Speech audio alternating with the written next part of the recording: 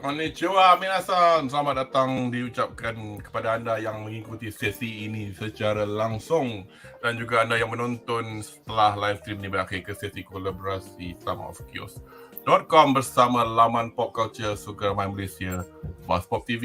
Seperti biasa, saya Kudo Maharizu dari laman blog STOMACHOFCHAOS.com bersama para panelis dari BuzzPop akan berceloteh sedikit malam ini tentang season ketiga Demon Slayer Swordsmith Village arc yang disiarkan setiap hari Ahad. In fact, the latest episode will be about now, or is it later? Later lah kot. Ini couple of hours kan? Ya, couple of hours. Netflix esok. Okay. Tapi Netflix setiap malam Ahad, dan kepada yang tak duduk di Malaysia boleh menonton di platform lain seperti Crunchyroll. So bersama saya malam ini panelis terdiri daripada Myra. How are you doing? We're going great. How are you? Fine, thank you very much. Dan juga kaki manga dan anime dari Sheffield, Arif Nakiyuddin. Oh, I didn't notice. You've got a nice background. Yes. Tak juga. Hashira aja. Yeah, I know. Breathing style. Breathing style. Sorry. Yeah, breathing style. Arif, how are you? Lama tak nampak. Yeah, breathing fine. A bit fine. Tu sikit lah, but breathing quite fine lah. Breathing fine, yeah. Trying to do the water breathing macam. Dan juga our regular kaki anime Shazli American. How are you, man? Hey, doing well. Berseri-seri. For our penonton, Berseri-seri. Itu lah, for our penonton, do comment whether the new camera actually looks different, or is it just kita je yang ingat it looks different. It is good. It is great. Berseri. Yeah. Kalau berseri tu perut nampak lah, so kena Ya, perut dan benda lain. Tak. Anyway, untuk malam anda yang belum pernah mengikuti sesi ulasan kami, perbincangan kami akan mengandungi spoilers yang berkait dengan episod-episod yang diulas. So obviously the last time kita bincang pasal Demon Slayer ni was quite a while back, probably about a month or 3 weeks ago. More than that actually. Dia dah episod 7 kan. Dah dekat 2 bulan. 2 bulan. Although we didn't discuss about it immediately actually. So anyway, pada anda yang nak tengok the discussion of the first first episode yang panjang dia sejam tu, we did kind of ulasan for that the beginning of the season 3 as well as a quick rundown lah, kata orang sekilas pandang tentang phenomenon Demon Slayer. So either you can watch the entire live stream, kami archivekan di laman YouTube STOMACHOFCHAOS dan juga BuzzPop, dan juga kami juga membuat edisi pendek, video-video pendek yang macam 8 minit long on certain topic. So dan bila kami buat macam tu, saya selalunya buat edit video-video tu secara a bit different lah, so you get to see some different visuals when we talk about Demon Slayer, for example. Itu. So jangan lupa langgan lah kepada kedua-dua platform kami. Anyway, so without further ado, jom kita ke reaksi satu ayat.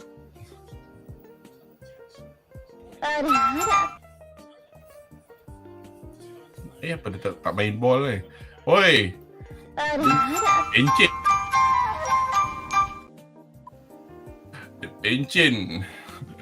Reaksi satu ayat. Ini jangan fikir lain ya. Tapi reaksi satu ayat saya. Fonok. Tapi languh. Yeah. So Totally get it. Ini sesuatu yang saya rasa daripada episod ni, not only sebagai penonton anime dan juga sebagai pembaca manga. Saya dah baca juga. So masa dulu saya baca couple a year ago something like that, macam wah panjangnya because tapi itu pendapat saya. Apa pendapat Syaz? Reaksi satu ayat about what we have. Oh, finally. Pedang tu berapi akhirnya. Yeah. Aku ingat lagi season 1 dulu. Semua masuk, "Ui, pedang tu kal berapi lah." Syaz, pedang tu tak berapi. Ha? Jap. Season 2 bukan berapi ke? Tak Season Tak. dekat Because entertainment Tak ada. when I first saw the flaming sword and all those effects, I thought that was real. Yeah, the only one yang I think the only time yang dia betul-betul berapi is during season 1 where Nezuko first discovered dia punya power yang api tu. Blood demon art. Yeah. yang tu dan juga masa lawan Gyotaro. Gyutaro. At the end, not at the beginning of the fight, but at the end. So I don't know whether because the color of the red was like this color, so that's why I was a bit surprised when you said akhirnya. Like, didn't he have that? So, Or am I wrong? Macam ni, dia I think what Shaz meant is api yang daripada Nezuko tu kan? Yeah. Yeah, okay. Yang those are actual fire. Yang macam those sword effect apa semua tu, those are not real lah. So basically we saw it once season 1, we see it again. Masa lawan the spider yes, tu. betul. Rui. Dia lawan Rui. Cuma yang What latest the? season, Tak ingat lah. cuma yang Yeah. latest season Ni. Wah, apa tu? cuma latest season ni dia ada special sikit, dia punya pedang berapi tu. Nampak ke? Tu dah. Dia tak. Wush, Tu. wush. Yeah. effect. Rui, Dia nak show, dia nak alah tak apa, dah nak show off. Okay. Anyway, Arif, sorry. Do continue. You say? Oh no, I mean the beza dia is that yang latest punya ni dia ada special sikit dia punya pedang berapi dia. Sebelum ni I think the blood effect came from Nezuko punya blood demon art kan. Yeah. Tapi sekarang ni now that I think I agree lah, the finally the Actual pedang berapi. the actual pedang tu dia berapi and finally dia macam sort of like get over the fact that kan sebelum ni pedang tu macam dia macam discourage sikit lah. Kan Rengoku cakap yang pedang tu tak pernah lah aku dengar Hashira ada pedang warna hitam. Yes. So I think we totally get it lah. Okay, sorry Syaz, sambung balik. Oh, you're done. Okay, Arif. Penat. dia high. It's just that benda tu, the visuals are okay, the stories are moving, but the stories are moving really slow. I had the same criticism waktu season 2 juga. Rasa macam entertainment arc tu dia panjang, terlebih panjang daripada apa yang Yeah, I remember you mentioning that. Yeah. I remember. And I think dia punya issue is not the issue dia, the studio dah restrict dah. Okay, kita akan buat season ni satu arc sahaja. So macam mana kita nak completekan berapa? 12 episod 12 ke 15 episod. I think Apa for this season? Season 3 ni? For this season. Dia kata 11 tapi badan Dia kata 11 sebab movie tu kan 1 jam macam 2 episod bukan movie So- first episode itu. So right first now, episode. if you think about it, we've already gone through like what 7 episodes. So we have 4 more episodes. So sebabkan dia nak keep in time and keep the momentum, the dynamic of the season tu, dia akan rasa lah dia punya slow. But I think from 8, 9, 10, 11 dia akan jadi macam last season. Dia akan mula pom every episode. Which is I think is a good strategy supaya orang tak rasa draggy sangat, but I wanted to add something tapi I think I will do it masa harapan lah because we already know what the title of tonight's episode is, which is what the Mu in Muichiro means in Tokito's first name. So tapi dalam and then there's one aspect of his story yang we've not seen it yet, and then I was like Okay, tak apalah. Maknanya, as you say, I think as you correctly say lah, Arif, the last 3 episode we're going to see them. Macam last time lah. Because kita ada 4 episode. Macam Entertainment District. Yeah, so if we have one more episode to show whatever.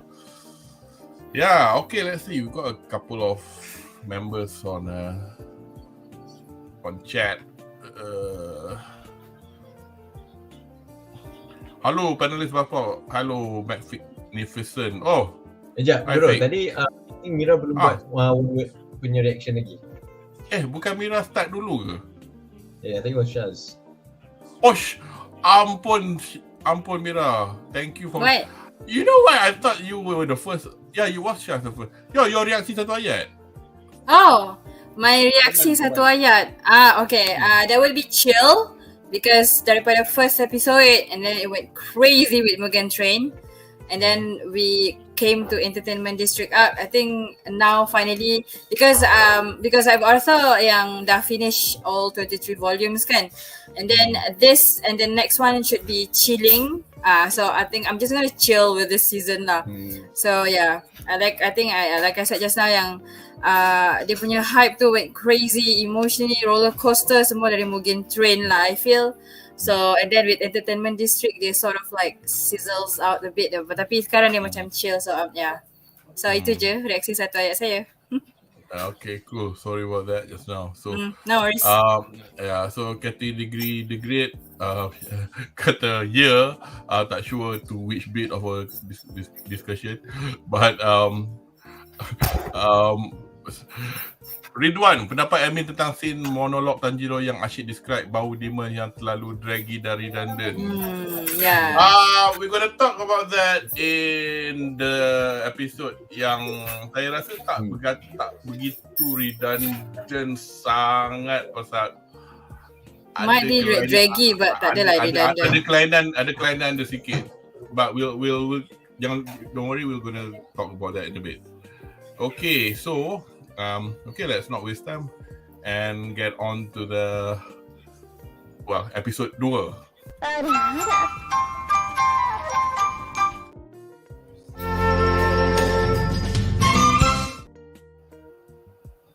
Okay, episode 2. YORIICHI type 0. YORIICHI zero shiki.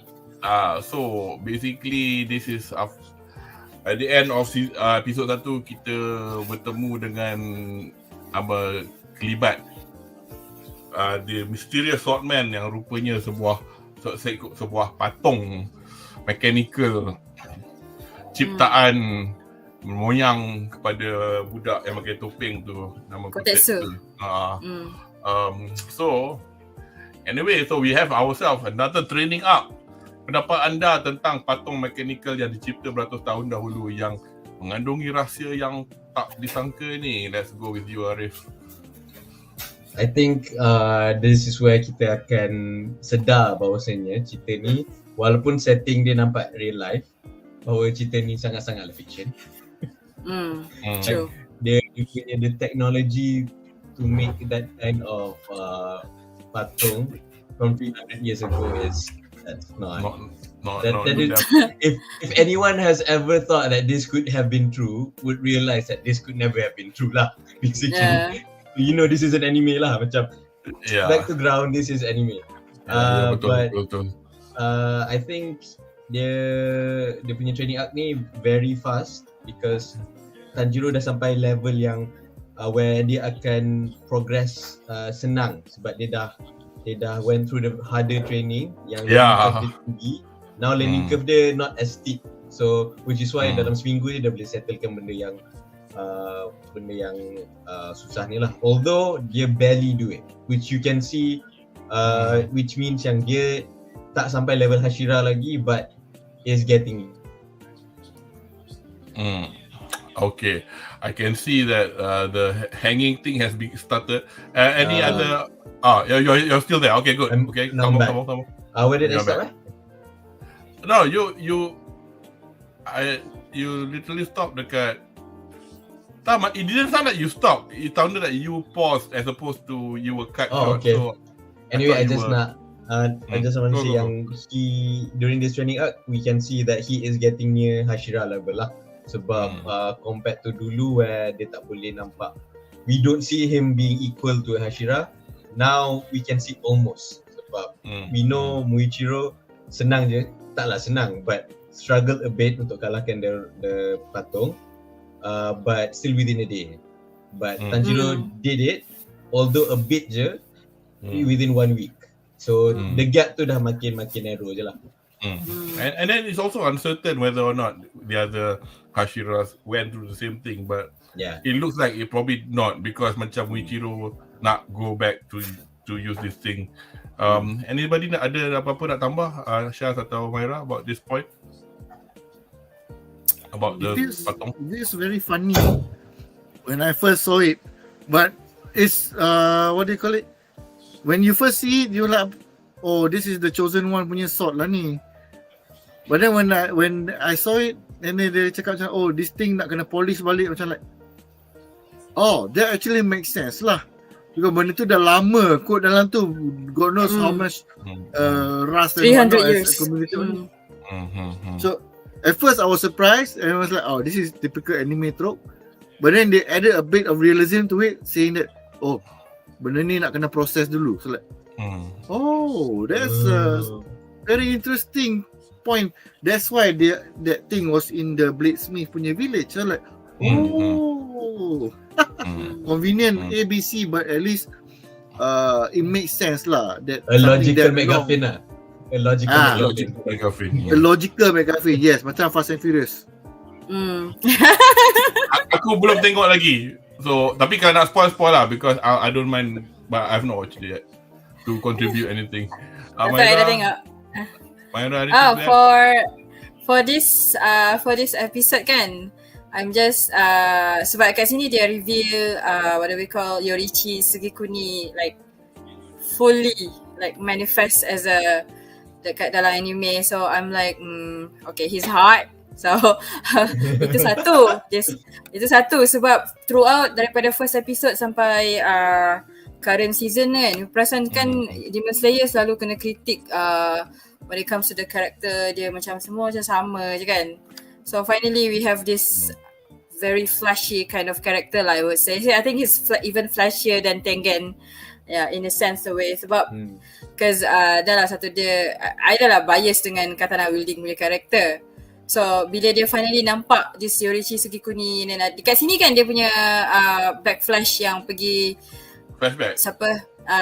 Flashback, sorry. Itu bukan episode 1 ke? I think it was episode 1. Itu first one. First one tapi kat sini baru nampak macam kan patung tu kan reminds me of ikut design YORIICHI Sugikuni kan.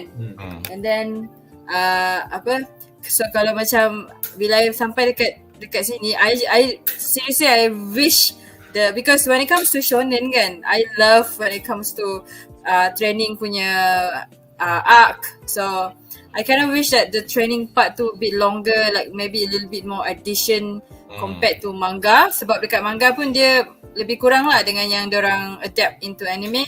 Tapi I really wish ada lagi, it's longer lah. Sebab kan every season kan ada training arc within the arc kan.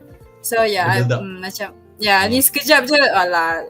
dah terror dah boleh kalahkan patung tu. I think because it reflects to what I think was it Syaz or Arif mentioned that, I think Arif got yang the fact the amount of the training that is done, most of which is pretty much in life kan, dia lawan betul-betul.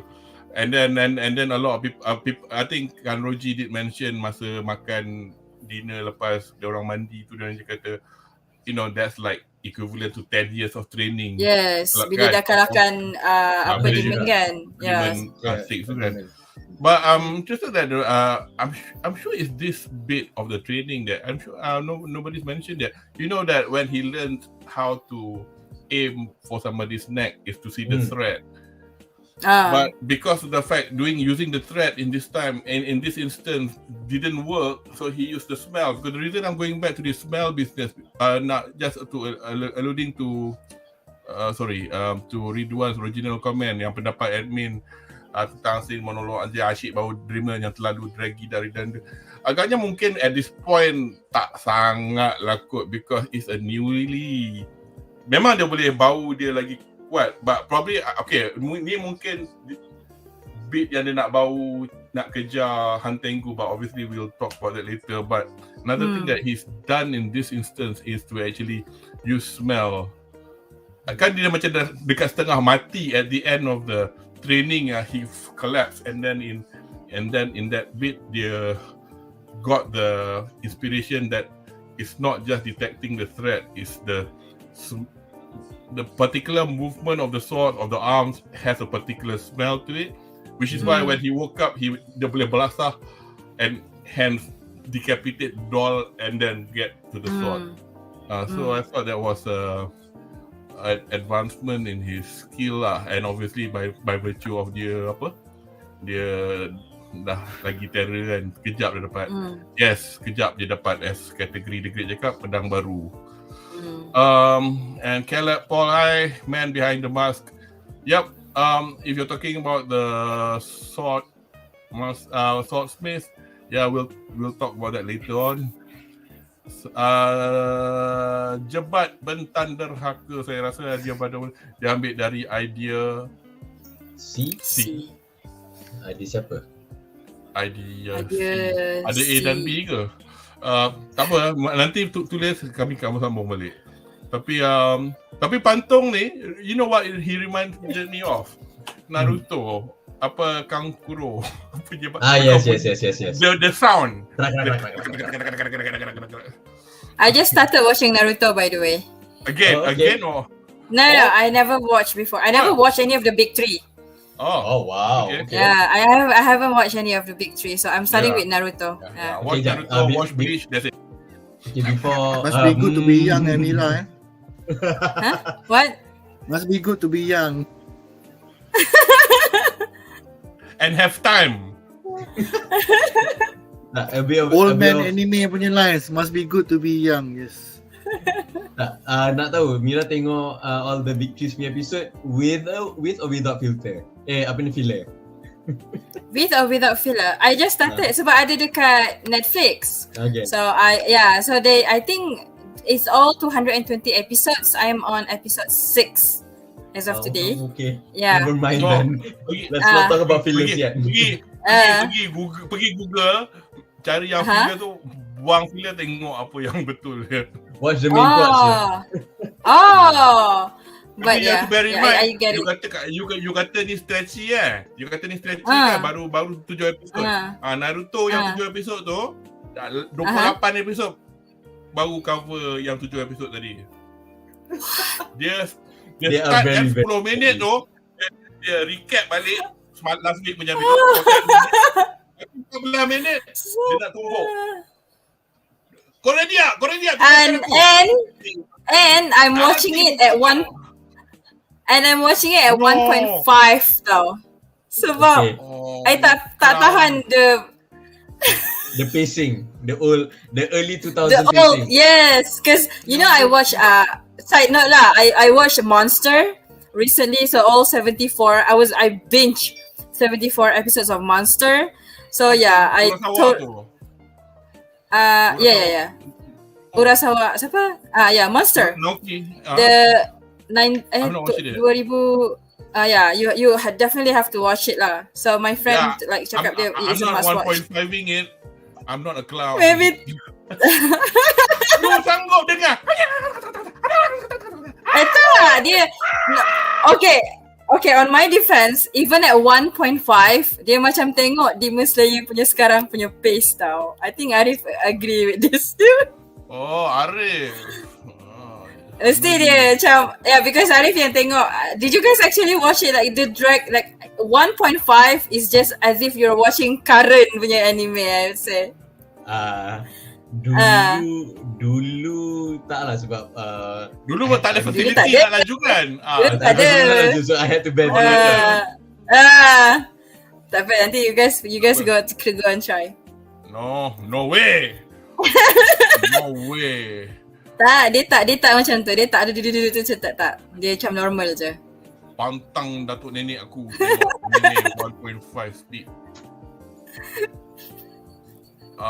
Okay, nasi goreng bagi advice kat you, jangan benci Sakura. Dia cuma budak-budak masa ni hingga Chunin exam. Tak, And no, yes, I don't have. Belum lagi. Category yes, is Naoki Urasawa. Thank you very much. Naoki Urasawa. Okay, let's go on to episode kita yang ketiga.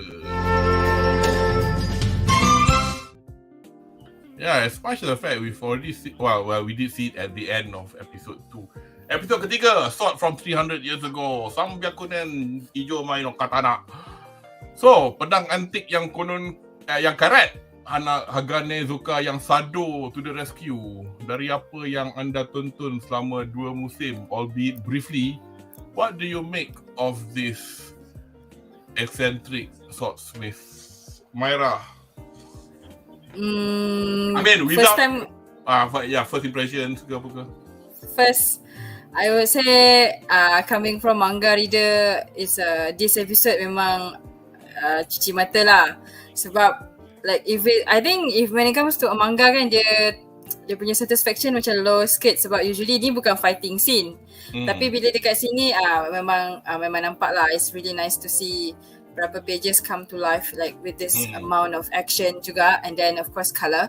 Tapi dekat sini yang ni kan yang bukan first time macam kalau pasal Hagane Zuka, of course lah sebab langsung tak expect dia buff up macam tu. So kind of like surprise there juga. And then memang kelakar nak mampus of course. Every time Hagane Zuka came to the screen is always entertaining. Dia memang comedic relief lah. So macam, and then this time pula dia macam nampak macam serious. Tapi I feel macam awkward lah yang part masa siapa Kudo Maharizu tu dia nak geletek siapa Hagane Zuka tu. I feel like macam cringe sikit lah. Macam cringe sikit macam tapi apart from that, kat sini pun this episode kan yang dia Tanjiro banyak interact dengan Genya. So I don't see Genya, I hear Bakugo. I'm sorry. So yeah. Yes. You're slightly jumping the gun because that was my next question, but that's fine.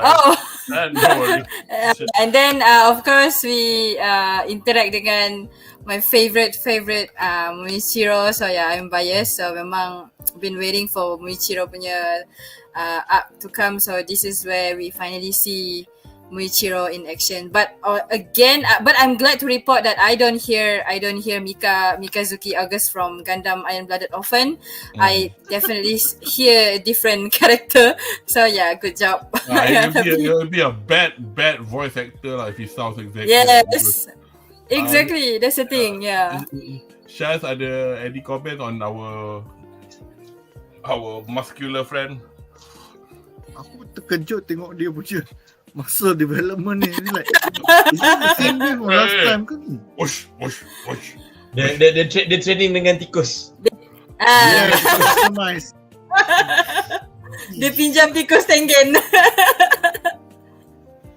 But I think the best part is when they revealed him towards the end of the most recent episode. Yes, of course.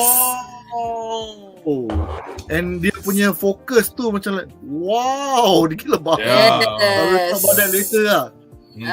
Later lah. He could be Inosuke's twin. Yes. Brother from another mother. Arif got anything to add about our muscular friend? Our comic relief Blade Spear. I think dia macam Mira cakap tadi lah, dia memang kalau nampak je dia dalam situ mesti akan jadi kelakar. Kelakar kan. But knowing how jumping the gun a bit with the latest episode, but this season is nice but dia set up dekat tempat orang tu, and we can see dia punya motivation lah lepas ni, kenapa dia eccentric macam tu. Sebab dia punya eccentric tu, kampung tu memang eccentric dah, semua orang pakai topeng, semua orang cintakan pedang, tapi kenapa dia macam tu sangat? And then dia pelik kan, dia pelik. And then macam yang dia punya colleague cakap pun, dia sebenarnya suka bila orang lain still nak dia punya perkhidmatan sebab dia sayang sangat pedang. Tapi Tanjiro kan, Tanjiro being the poster boy of the good boy, dia boleh tahan dengan orang ni. Dia macam dia lah pegang green flag tu, dia boleh tahan perangai Hagane suka and dia appreciate. So orang tu sebenarnya suka walaupun dia perangai dia macam Dia kan sendiri. Dia sangat suka. So in this episode juga we see that diorang dah start laying down the bricks for the rest of the season. Although I would say start daripada this episode, I can see siapa yang tak tengok, dia akan create a divide between siapa yang tak tengok manga, tak baca manga siapa yang baca manga. Kalau yang baca manga, we know all the threads yang connected. Kalau yang tengok anime saja and passively tengok, mungkin dia akan start lupa macam benda ni dah introduce ke before, benda ni dah ni kan. So it's nice to see as someone yang dah tahu the ending macam and cuma it's a bit macam mana daripada sini episode 3 ni dia macam contradict sikit. Like I said, I rasa season ni macam draggy. Dia contradict in a sense yang episode 3 kita dah nampak shit going down. But the dragginess starts from here. That's where I'm coming from lah. So episode 3 I liked it. It has more substance lah.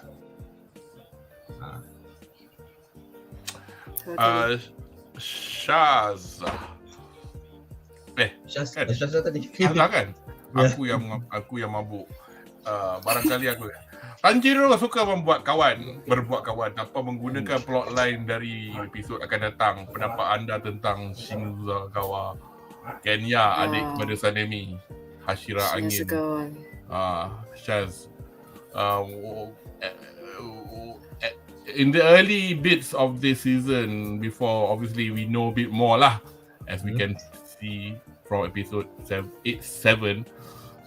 What were your thoughts about this guy, about him, other than him being very brash and bakugo?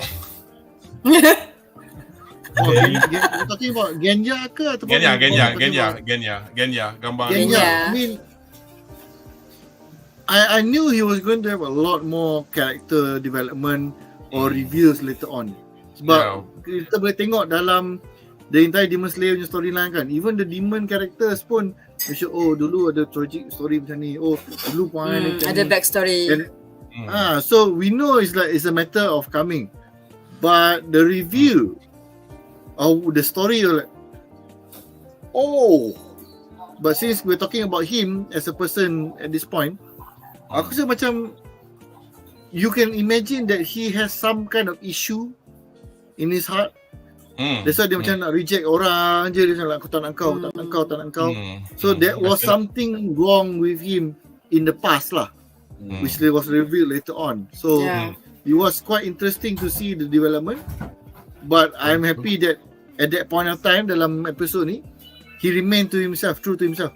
Because why would a person like this sekadar ditukar tiba-tiba macam like kita dah mandi sekali, benda kau like I didn't even ask you to shower with me or whatnot kan. So it was a very consistent character lah. I really appreciate the character design tu. I didn't have a question for Muichiro, but interestingly he opened up a bit, still in a weird way, as you can see from the third panel. That was an adorable panel. Dia kepicit hidung. Tapi he has some questions kan, as opposed to just ignoring apa aku nak, whatever lah. But obviously that built up to serangan hendap akhirnya kita berdapat lihat. I mean we saw at the end of episode, it was at the end of episode 1 kan, when we saw one of the swordsmith kena makan dalam pasu. So yang dekat tangga tu Upper Moon 5 and 4, 5 Hantengu 5 is Gyoko, the pasu demon, dan Upper Moon 4 Hantengu, the shriveling cowardly old fogey. So it started with Hantengu dengan Selamba Dog masuk dalam penginapan diorang tu. Which is cool lah, to be fair. Yeah, I thought so. I mean, obviously this happened, but just I don't know, this neither here nor there. Adakah situasi ni in the greater scheme of things dijangkakan berlaku to the Demon Slayer bunch? And jika ya, mengapa sekarang? Who wants to go? Arif? Yeah, in a sense of apa, we don't know yang dia tiba-tiba. I mean, I just thought of it, kind of like this is like a chin rubbing question. Itu dia macam other than the author wrote it to be so, why now? Why did it take them so long or whatever? Why now? I think dia punya catalyst of why dia macam nak start hunting for the season for the Swordsmith ni is that now Muzan rasa yang the Demon Slayer dah sampai that point where they become not genuine threat. They have always been a genuine threat, but a severe genuine threat. Because you have to bear in mind, Gyoko knew of this place prior to the death of the Upper Moon 6 tau. And that shows yang diorang ni, you have to know demons ni they are slaves to their very instinct, and Gyoko punya instinct is to have fun and be very flippant lah in terms of personality. Macam aku tahu, tapi it'll be interesting kalau tengok diorang struggle more blah blah blah. But the moment Upper Moon 6 mati and Muzan bengang and dia nak selamatkan diri dia, oh okay, aku ada information ni. Aku ada information. Yes. So macam okay, maybe Muzan will be happy with this information. So now dia orang bergerak. Because it does feel like a bit of element of luck kan, because considering the fact how good they have been hiding this village for the past few hundred years. Myra, you got anything to add about the actions of the demon being more proactive? Well, not more proactive lah, tapi macam sekarang tapi, lah. Macam when it comes to the demons kan, satu that we should also remember, in contradict with the Demon Slayer core members, diorang tak coordinate with each other. They move macam Arif cakap lah, dia ikut suka dia lah. Okay, macam Muzan juga, ikut suka Muzan juga. Tapi it's just tapi untuk I think one of reason kenapa diorang nak survive the anger of Muzan kan, yang daripada first episode tu. So dia pun offer lah the information. Tapi juga I think it's a nice pace of going, sebab macam like I said, this chill tau. So bila dia daripada dia very chill and suddenly finally I think it's the right time untuk the demon untuk serang, kiranya launch diorang punya attack upon the village. For me lah, dia is a nice pace. And lagi itu, I think that's all. Dia dekat episod ni dia tak adalah macam, I feel like again this is one of the draggy punya episode lah, I would say. Dia tak offer. And also I think in terms of in universe punya timeline, it makes sense juga. It's not like terus these things happen. I think Tanjiro berapa lama dia, I think he was in a coma ataupun he was 2 bulan. 2 months. 2 months. 2 bulan ya. Which I've always liked about Demon Slayer, yang diorang kasih appropriate amount of time between battle, and it's explained. Maybe it's a bit hand wave, but macam betul lah dia 2 bulan sakit, takkan macam Naruto. Okay, tak macam certain shonen shows. Okay, certain shonen show hari ni dia sakit, esok dia dah recover dah, tiba-tiba dia ada regenerative punya trait pula. Yes. Waktu dulu dia bukan macam MHA kan. I'm looking at you, Black Clover. And Fire Force, I'm looking at you. Speed recovery. Tak ada apa. At least dia tak makan magic bean lah. Jangan bro. You're you're egging the Dragon Ball Bros. No, I actually love that story because they ended up becoming self-aware of that senzu bin punya plot device such that they abuse it so much, tinggal satu, macam mana? Alamak, nak bagi setengah. Like,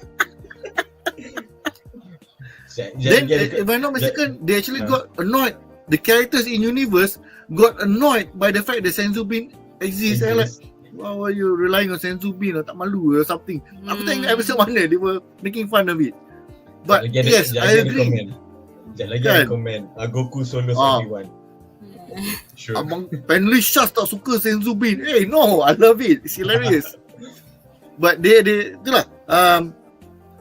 Aku nak comment on the point we're discussing. Okay, yeah. I was going to ask you anyway. The amount of time that has passed in between main story plots ni is very reasonable, sensible. Cuma aku tak sure kenapa how did they actually find the Swordsmith village, the demons, because it took like 10 intermediaries, like A to B, B to C, C to D, to orang. No, I said luck. I think it was luck. Because dia tak ada macam ada menara tinggi 100 tingkat. Hi guys, we are here. You know, they're hidden deep in the valley, in the forest.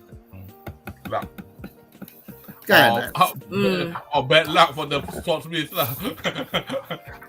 So, but I guess because dia tu setan, so we're like, they can do whatever they want lah, as long as it fits the plot kan. Orang tak tanya banyak. Itulah. Just got a couple of from chat again. Kategori The Great, Bis HASHIRA Tanjiro tak perasan ada demon datang. Tu yang best tu. Lambat je. Dia bau demon dari tu, pintu buka dia masuk macam tu. That was creepy though. That was yeah, it was creepy. Right, dah lah dia buka. Dia dah lah. Like okay. Caleb Paul, who's the girl? If you're talking about the girl inside the overlay, that's Nezuko. Or if you're talking about the girl who's part of our panelists, that's Myra.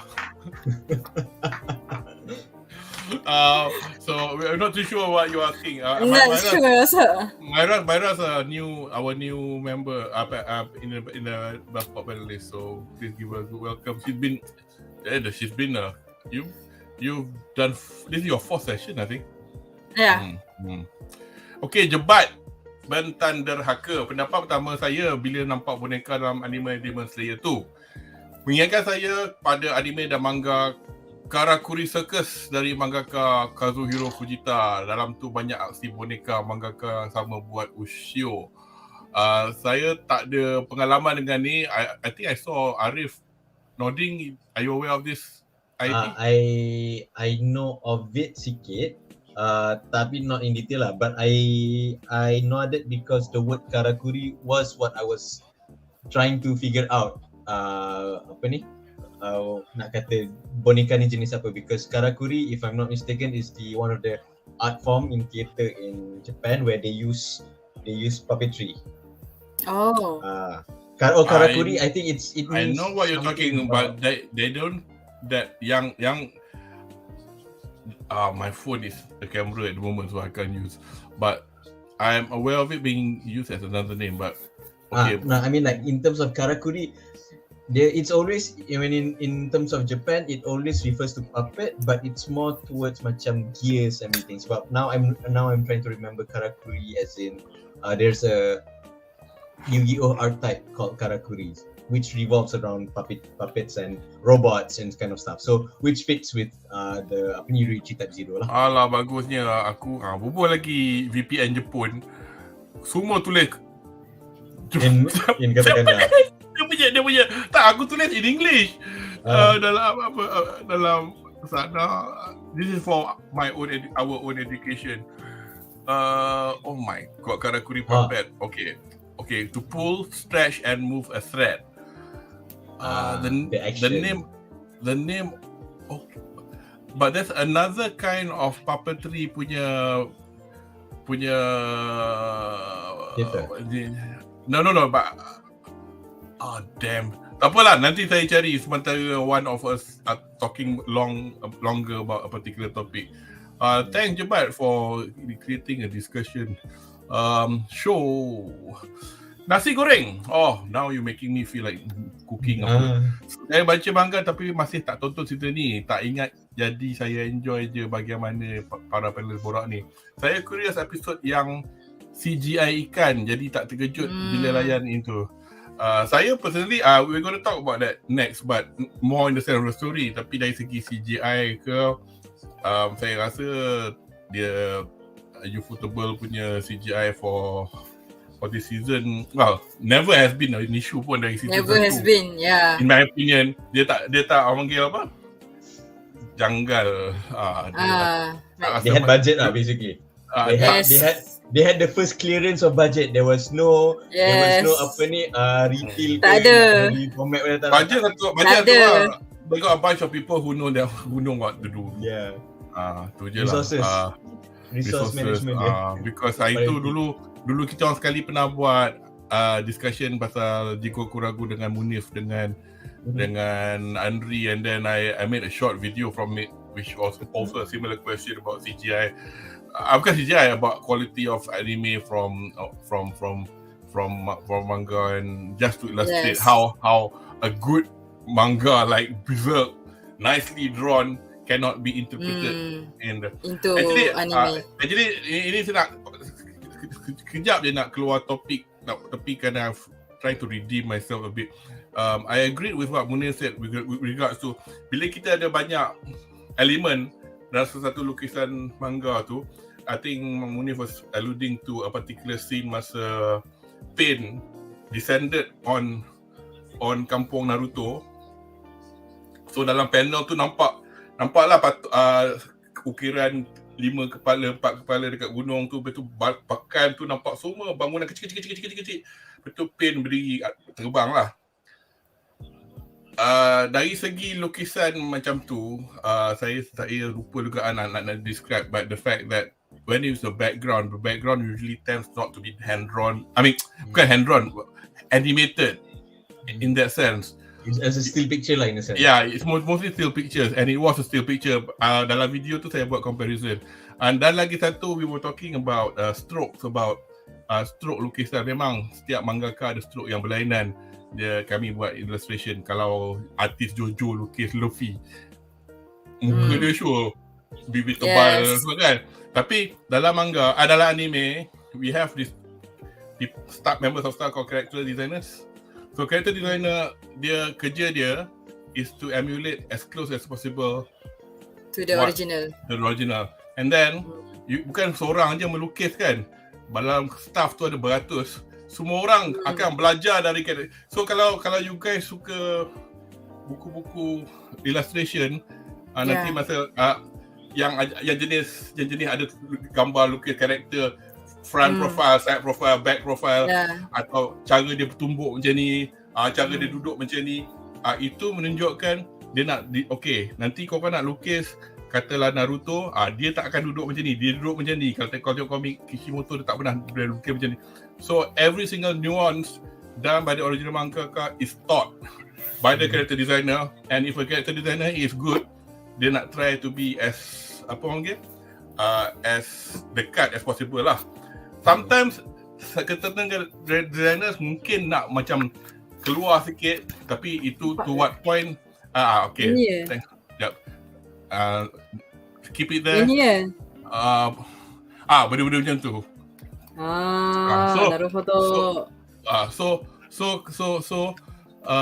Bila dia orang lukis macam tu, it'll be close lah. So macam Demon Slayer sama juga. I mean, I'm not saying Gotoge is Koyoharu is a bad artist. Dia tak best sangat lukis action. Tapi it's up to the character designer as well as the scenario designer of the studio to interpret. Because senang ingat balik ke season pertama masa Tanjiro lawan Drum Demon tu. Kalau anda ingat lukisan mangaka tu macam gambar rajah matematik, arrow sini, arrow sana kan. Lawan in fact demon yang baling bola dengan air tu, itu pun mengguna arrow juga. Tapi itu memang power dia, tapi kadang-kadang bila tengok Mana ni? Tak faham. Tapi dia Susah nak follow. So it depends on the studio lah. So sorry. So itu macam I'm looking at you also, JJK. Jujutsu Kaisen. Jujutsu Kaisen pelik sikit lah. Dia studio yang reliable tau. No. Tapi, we're not talking about the anime. We're talking about the manga. I think my yes. Okay. I'm not that point yet, so I will not say anything. Okay, last one daripada kategori. Macam mana Demon tahu Swordsmith, Demon Slayer? Itulah asa kami nasib. But it took them that long lah. To find. Okay, sekarang kita akan go forward to episod yang seterusnya, episod episod nombor 4. Tokito kun ari ga to. Oh, thank you Tokito. Yes. Tokito daripada mamak yang tak ambil pot tentang sesiapa pun, walaupun or even tak ambil pot dari sesiapa pun, had a change of heart and menolong Kotetsu yang diserang jembalang ikan dari Gyoko ni. Anda rasa mengapa? Chas.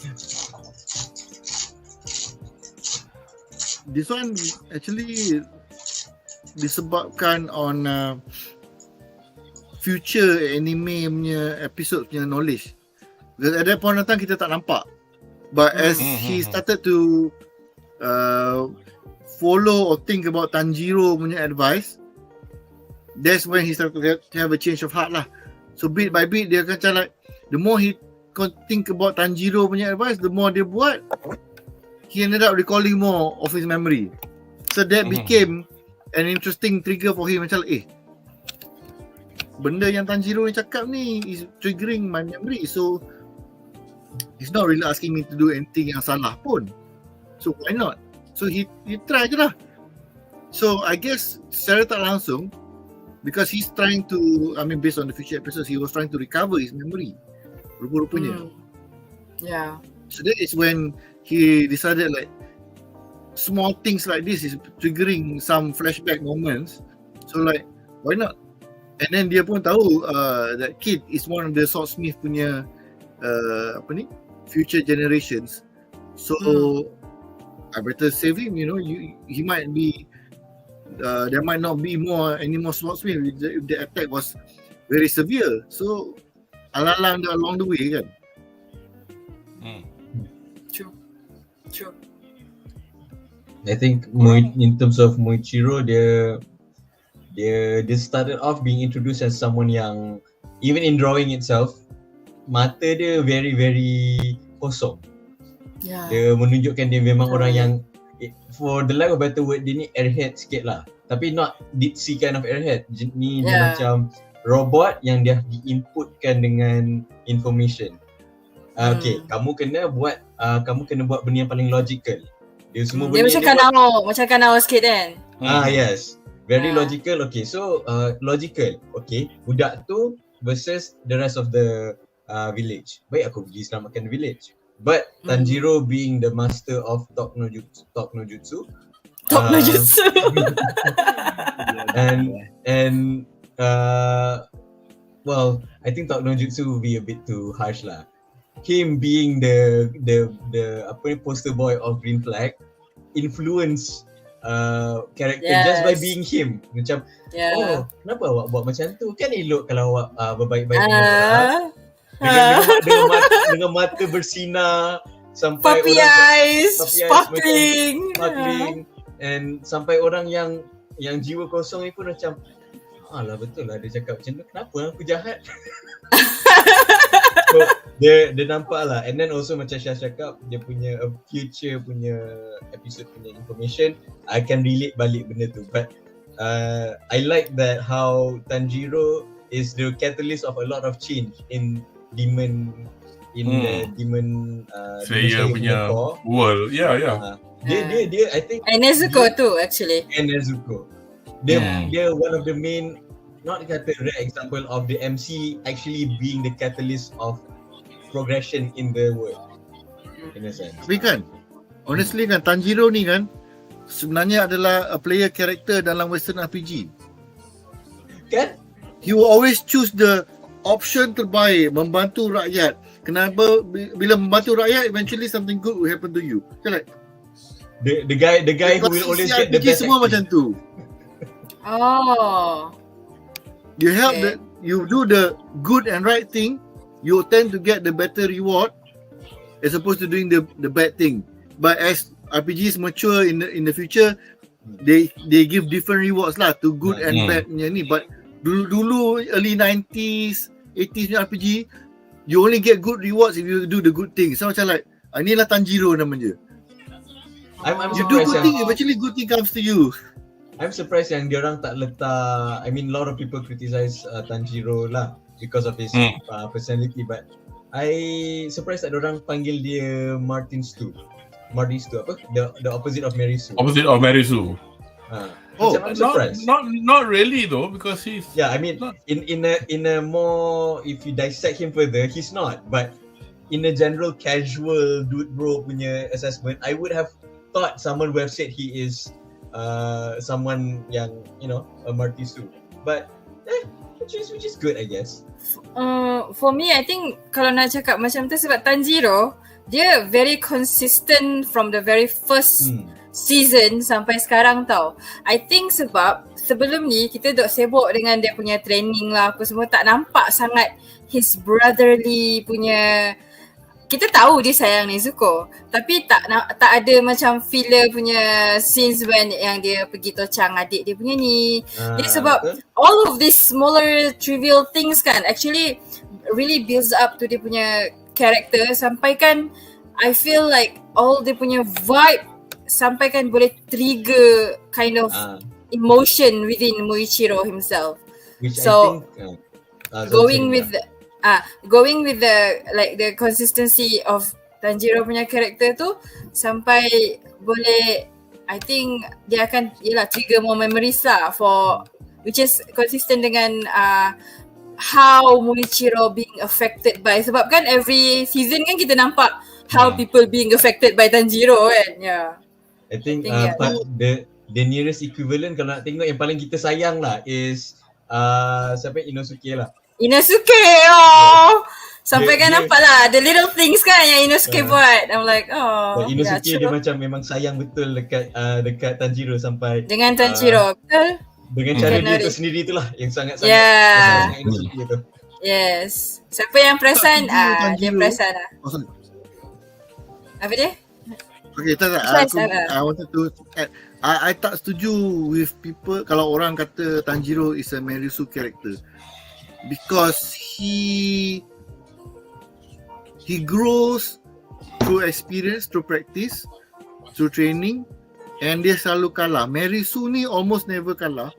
Okay. And they get dia punya powers and abilities terlampau senang. Tanjiro almost died a few times kot dalam the series. Yep. More like every season almost die. They are surviving. Not just that, dia punya uselessness caused a lot of characters trouble and or death. So it's not really like, you know, wah, I can do everything, I can gerak batu semua by magic forces for no reason. He was helped a lot lah. Memang he's not a Marisu lah, and cuma it's just that he never gave up as a character, he kept pushing it. That's why he has the potential to grow. That also, on that point, that's also the reason why I've been vibing with Demon Slayer the most. Okay, granted, it's the first one I ever watched, like first anime I ever watched after so many years, like ever since kids. It's just when it comes to, I paling tak suka overpowered. I think Shasma ada mention sebelum ni, I don't like overpowered punya character. So bila nampak that's why I'm begini dah dengan MHA dah macam sizzling out from MHA, sebab bila dia terlalu overpowered kan, I'm like so going with the character yang Tanjiro punya development in like character development kan, I really like tau, sebab semua benda tu kita boleh relate except for the Type 0 punya lah punya doll tu, itu yang I macam tak boleh. Tapi from the first season sampai sekarang, from the very first volume until the end kan, it just makes sense lah. his character. Yeah. Cool. Okay, anyway, onwards. Anyway, kita boleh tengok sini Hunting Gu terbelah 4. Fuh. Have I That got? scene. Yeah. What do you think or feel about the ability of this particular Upper Moon 4? I mean, kita thus far tengok okay, 6 satu jadi 2 tapi not in the same sense. 5 perangai dia macam tu. I mean, pandai jugalah dia orang design each of the demons to behave in a different way. But this one was a bit unexpected. So anyway, apakah pandangan anda atau pesan anda tentang kebolehan Hunting Gu berbuat demikian? Dan juga soalan tambahan, pandangan anda tentang cara yang digunakan oleh Tanjiro, Genya dan Nezuko untuk tackle this new threat. Who wants to go first? Sas? I'll go first. Oh, you want to go first? Go. I think benda ni dia solidifies yang Mamat ni is a upper rank 4 basically. Kalau I think people has already daripada first episode tertanya kenapa Mamat ni yang penakut ni rank 4 out of 6 apa yang tak pernah, yang dah beberapa ratus tahun tak pernah bertukar. Kenapa, why is he still alive? Well, now you know why. Dia punya dah lah degil tak nak mati, bila potong tukar-tukar tu. And then I think it's a very I wouldn't say Buddhist like, but I feel like it's in that realm where because my impression of Hunting Gu, dia nampak macam priest tau. I don't know, maybe dia punya pakaian macam orang tua, maybe like a priest. And then bila dia split, all of them are based on emotion, like sorrow, joy, pleasure and anger. Yeah. And then first kita tak nampak. That's what I like, because it's been a while since I've read the chapters, that diorang ni split by personality. Unless you boleh baca kanji lah from the tongue. But Interesting. It's basically on the overlay there. Go ahead. We'll talk about that later. Sebab I think because I've seen other people react on the episode juga, ramai tak tangkap yang sebenarnya dia split, bukan dia split saja-saja, dia split by personality also. And then which I mean the next episode diorang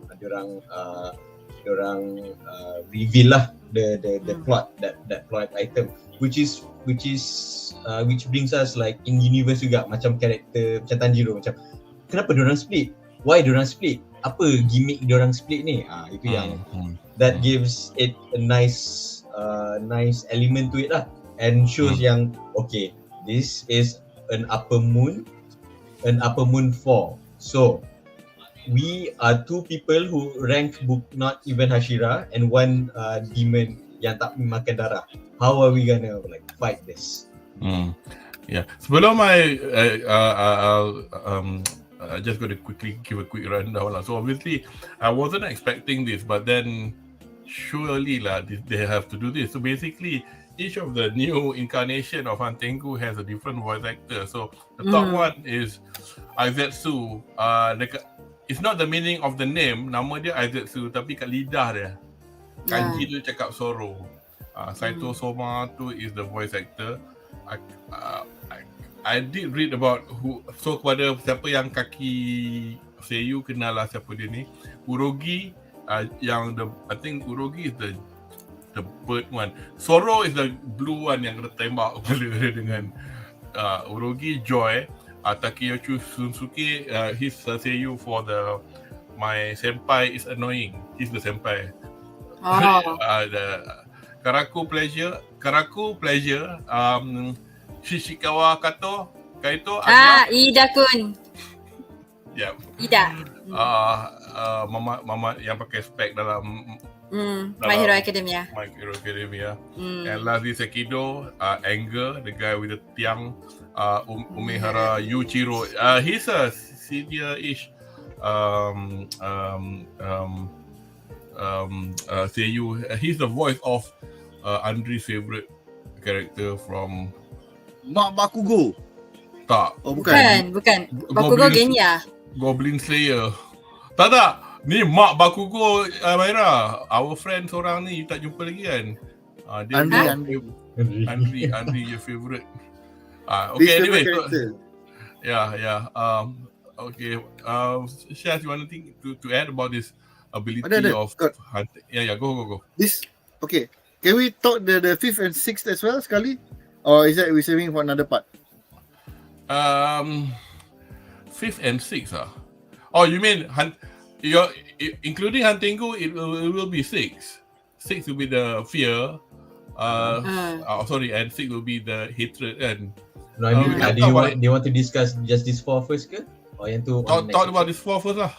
Because okay, I've already so done kalau kita focus on this 4, I think it was one of the most brilliant reveals. There was 2 surprises tau that Tanjiro learn when fighting this 4. Okay, I got clip the head. Wow. Tak mati. Okay, ini dia mesti kena potong dua serentak. Alright. Pow lagi. Oh, tak boleh juga. Oh, it's not just 2. Dah sudah, mampu dah. Then finally he managed to like cleave the head. Semua serentak. Winner. Yes, aku dah menang. Lepas tu dia tengok. Tak juga. Sakit lah babi. Sakit lah. Like, tak mati. There must be another one lah. That was the best reveal. Yeah. As far as this 4 was concerned lah. So when in the later episode tu, when the final reveal, oh my god. But we'll talk about that later. Yeah. But yang penting kat sini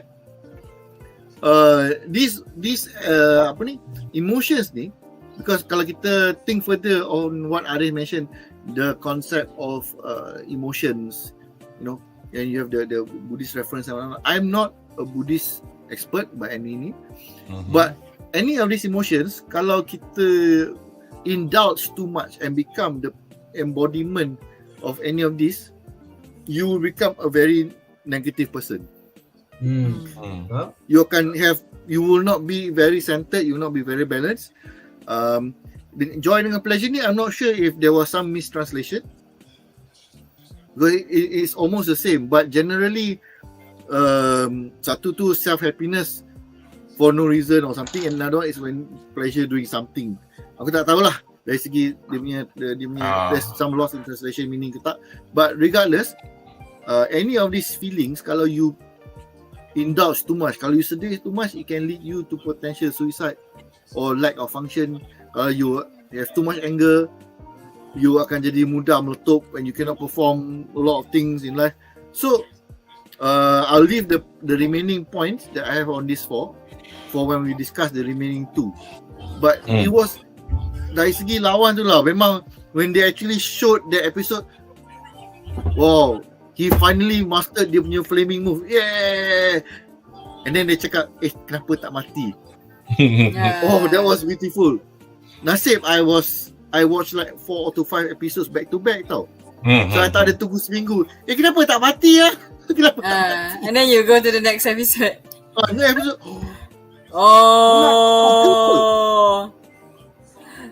Best. It was a good reveal lah when they showed why dia orang tak mati 4 tu. Myra, you are anything to add about this 4?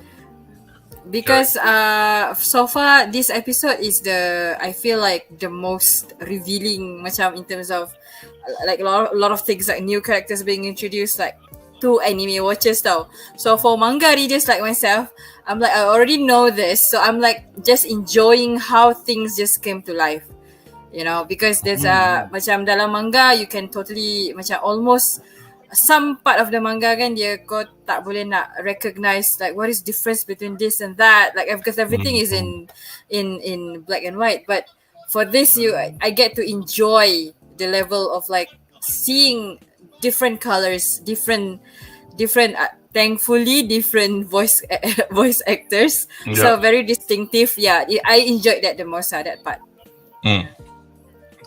Nice. I think we got a couple of comments. I'm not seeing what the chat said. Kategori degrade lawan pakai pistol. Oh, okay, describing gannya. It's coming, yeah. The Mochiro terlempar jauh, masih hidup lagi. Well, tak fair. Ni I think dia refer back to our points yang pasal tadi I ada mention everything like macam make sense kan to this. So if you are manga reader then you definitely would know that when it comes to kenapa dia terlempar jauh, dia macam tengok Jujutsu Kaisen lah kan. Dia macam kena baling jauh macam tu pun masih boleh hidup lagi. Because sebab if you read the training arc, whenever diorang training kan, diorang cakap pasal because before this paling last kena mention rasanya yang atas bumbung masa Tanjiro dengan duduk dengan Shinobu tu, dia ada cakap pasal breathing and then how they kalau orang baca manga mungkin dia akan have this on their at the back of the head lah, like this nampak macam insensible to you guys yang to anime watchers, kenapa tak mati kan, dah terbaling jauh macam tu, but the way they practice the breathing method tu yang actually how dorang counter the movement. Macam mana jauh macam tu and then how they jatuh dengan orang kata gracefully. So I think that answers you punya ni lah. I nak ambil yang lawan pakai pistol tu. Macam dia keluar macam straight up gangster, peng. dekat dalam apa forum My Anime List sekarang dorang dah panggil American breathing tau. Because of the gun. Yeah, I was like banyak gila cakap macam finally we have arrived to the American breathing, and I'm like sure because they I shouldn't be laughing but I am laughing. Dia patut panggil apa tau? American breathing, first form, first amendment. Bang. Rights to bear arms. Second form. Gun akimbo. Jepun did use gunpowder tau zaman samurai. Amazingly. Yeah.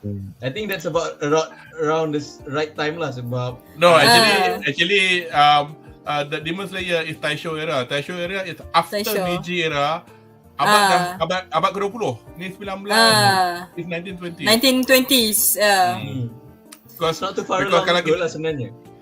Yes. Kalau ingat kan dah ada train. Ada kereta.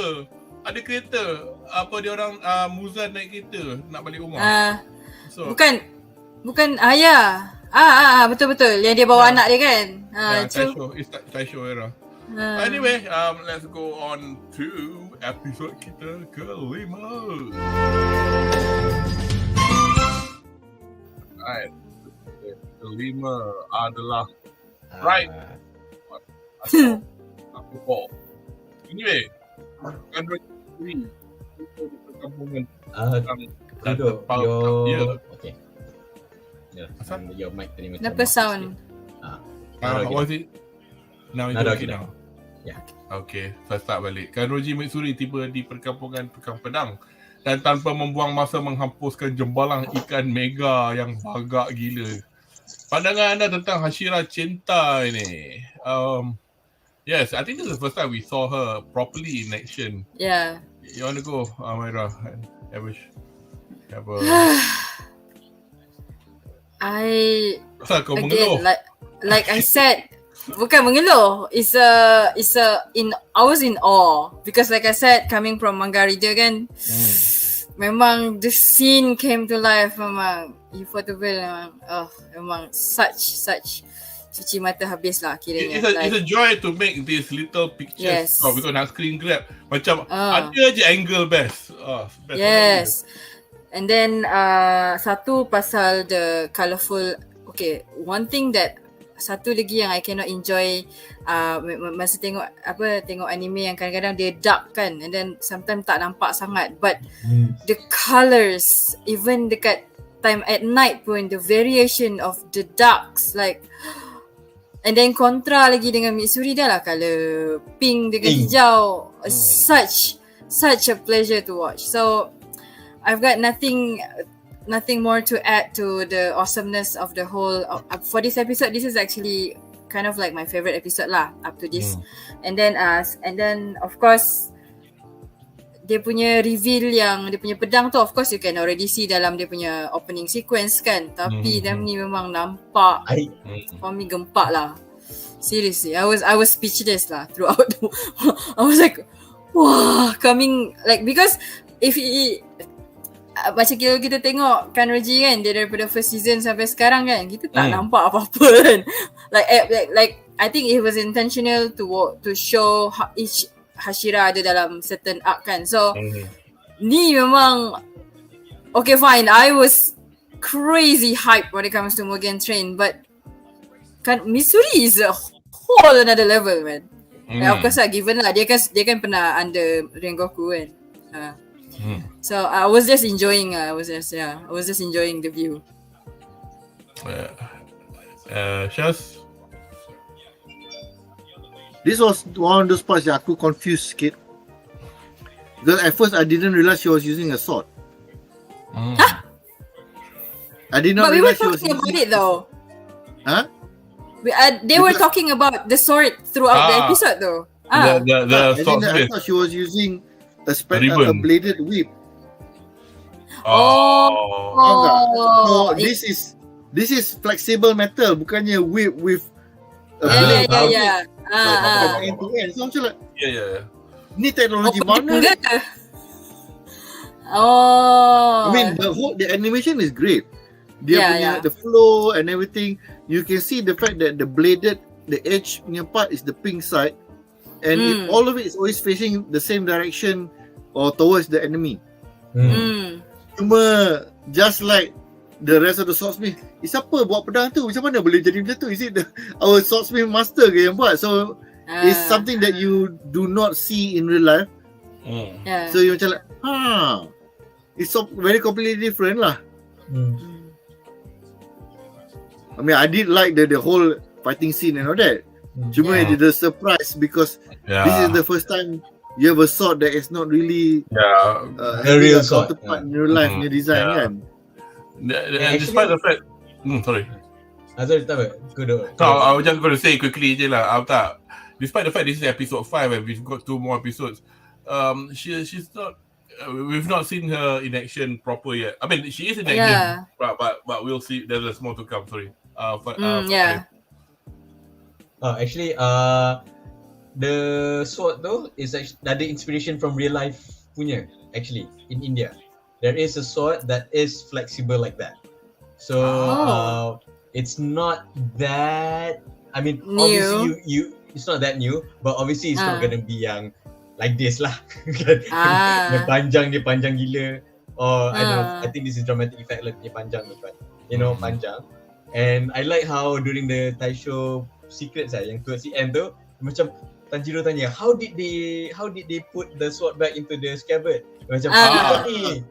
Think macam tak terjawab soalan tu, which is macam we're not gonna give you an answer, but we're gonna entertain the question by not answering that question.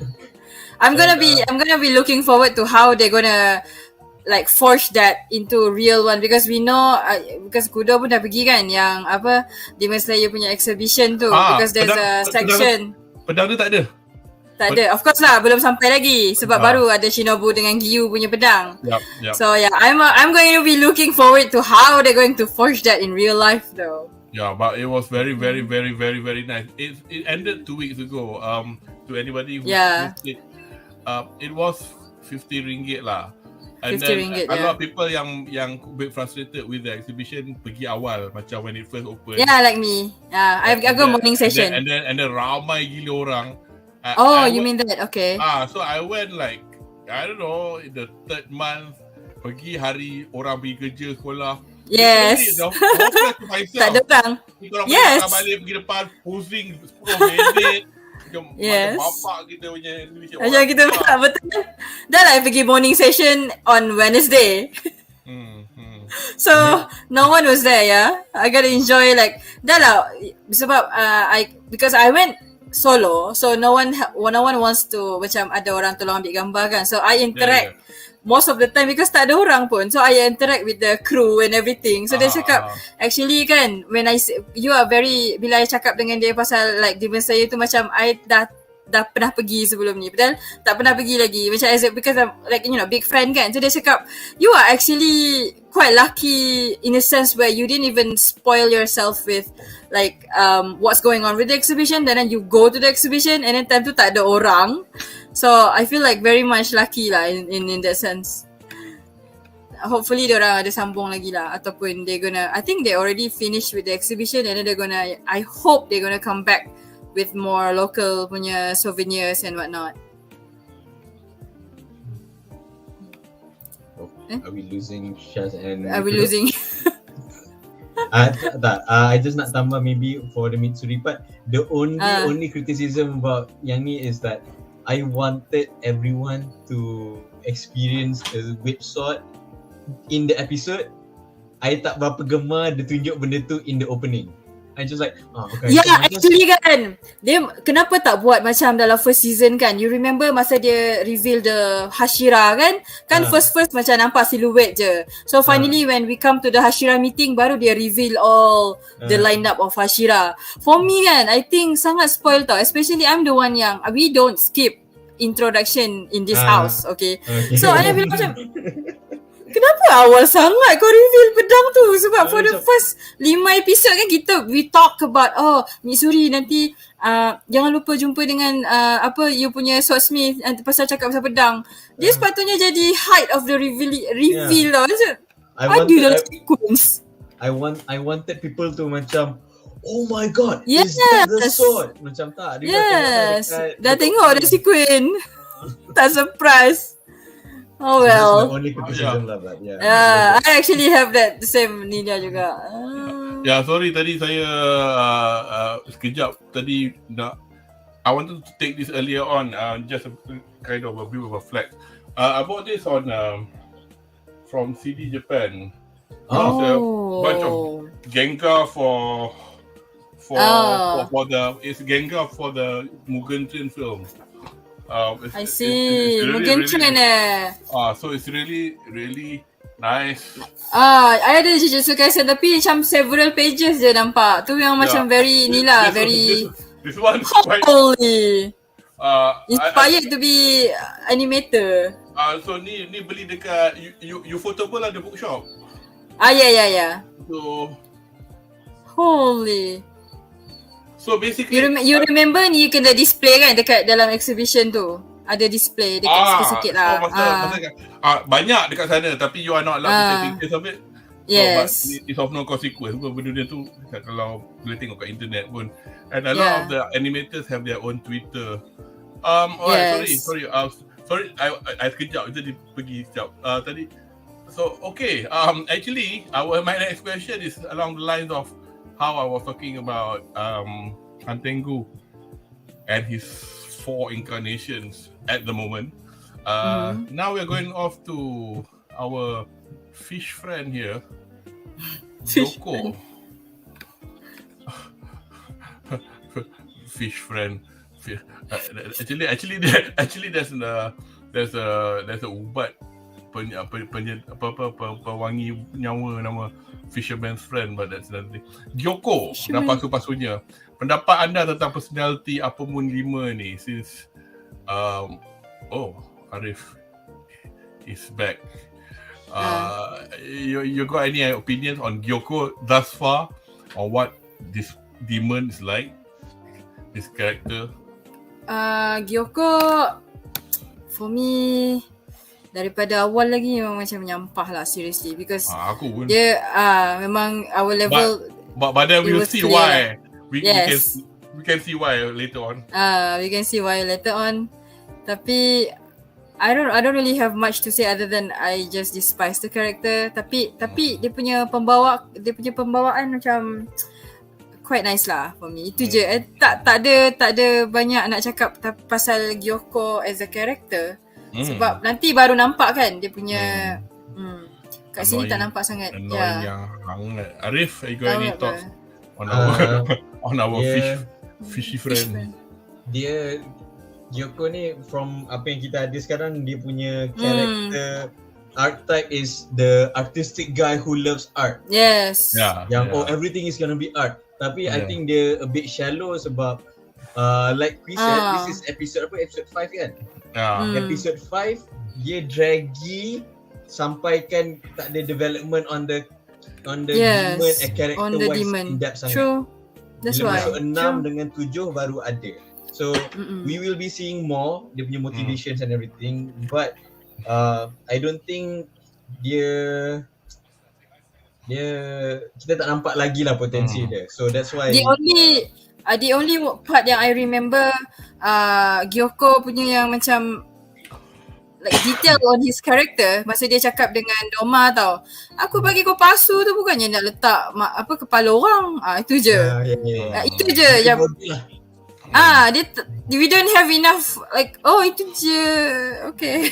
I think one comment obviously alluding from what we've had discussed thus far. I think just to connect back dengan a lot of our impression of the dragginess of this season, I think it's due to the content or how are they going to lay it out to us in a in a palatable way. The next couple of episodes. Kan? Dia nak not just episode tau, dia macam everything, macam satu macam I was thinking if we had to fight these 4 demons, two separate high-powered demons in an environment that's bigger, perhaps in a city that has a palace, that's got a dungeon, ni kita dalam hutan, bosan hutan, tak ada apa, and then dalam tu lah kita nak ada backstory of this new characters kita jumpa, and then dah lah pula dia punya demon tu, Allah, dia macam ni pula nak tahu dia punya dia perangai dia macam ni, pasal sifat dia macam ni, pasal sejarah dia. So bukan tak penting, tapi macam wow, you got to put all this, man. I mean, as I said again, I'll reiterate again, even reading the manga was painful.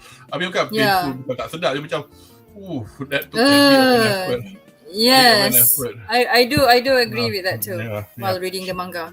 Shaz, you just came on just now. Basically, the question was about Gyoko in general at this stage. What's your opinion on this demon yang Gyoko pasu ni? Gyoko pasu.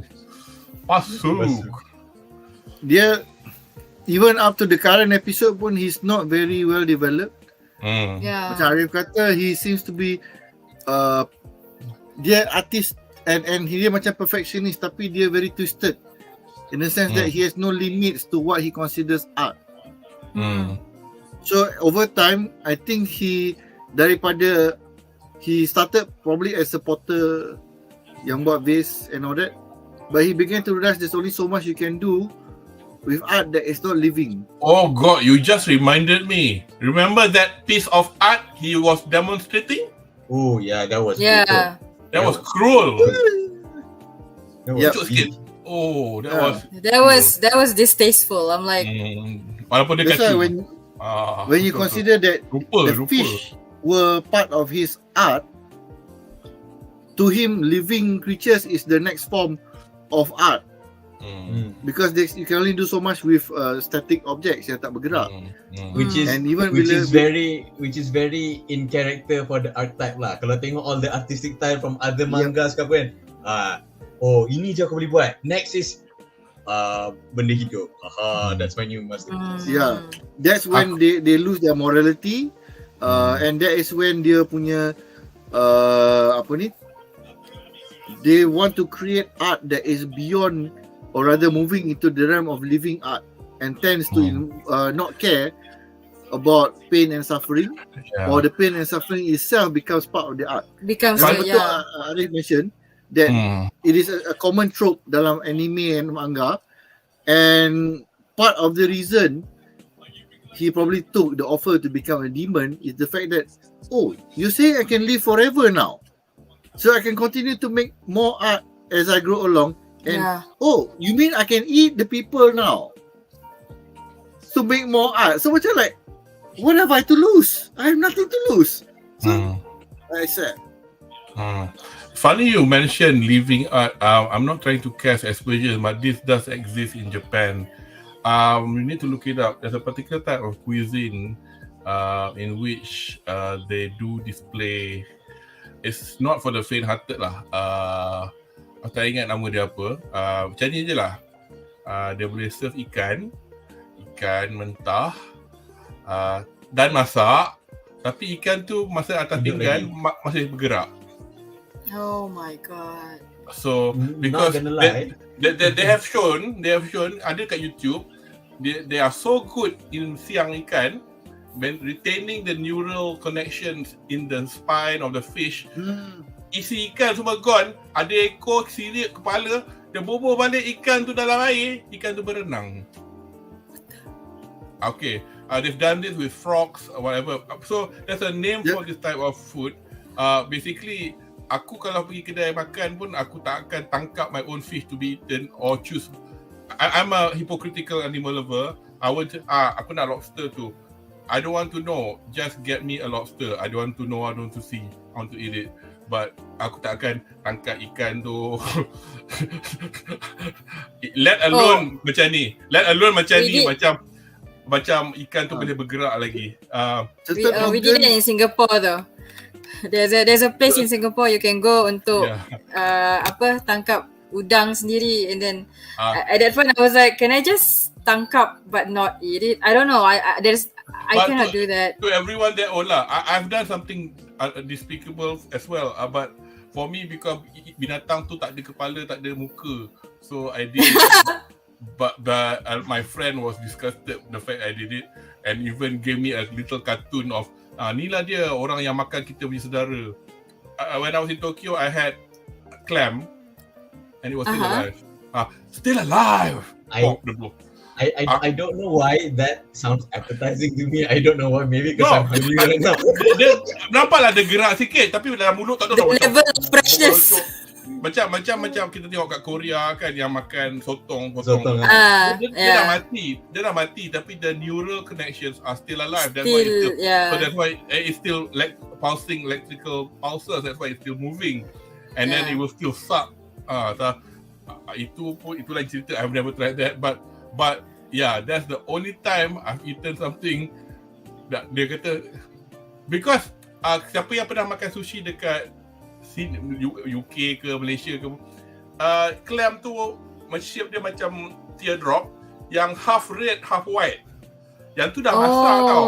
Dia very nama hokigai. Very chewy. Very chewy. That's the name, hokigai. So to eat it betul-betul, you have to eat it fresh. It's brown, and the one I ate was alive. First, the most important question. Sedap tak? Sedap. I'm not saying it because I was...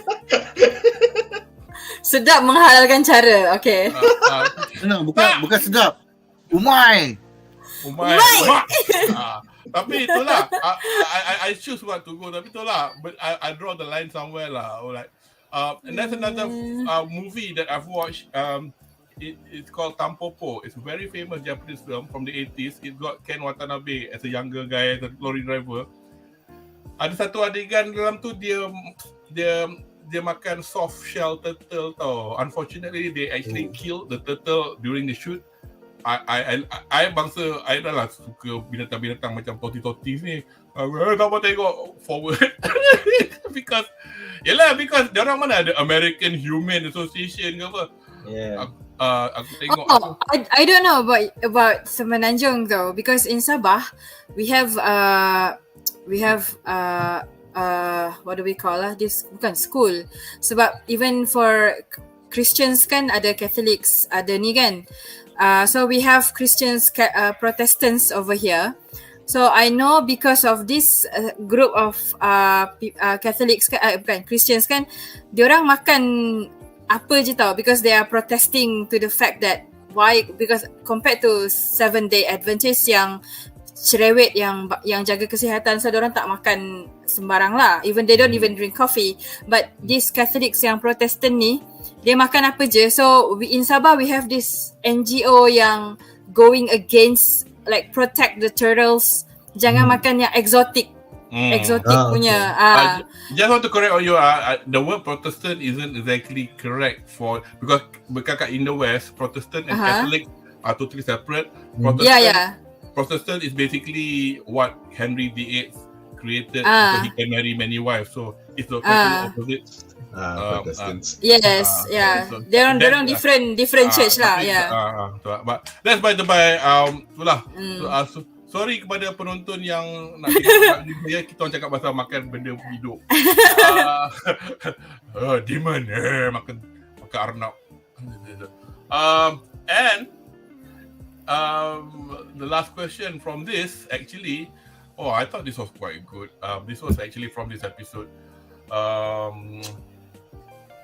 Yes, pedang Tanjiro merah berapi dibantu Blood Demon Art Nezuko. Yes.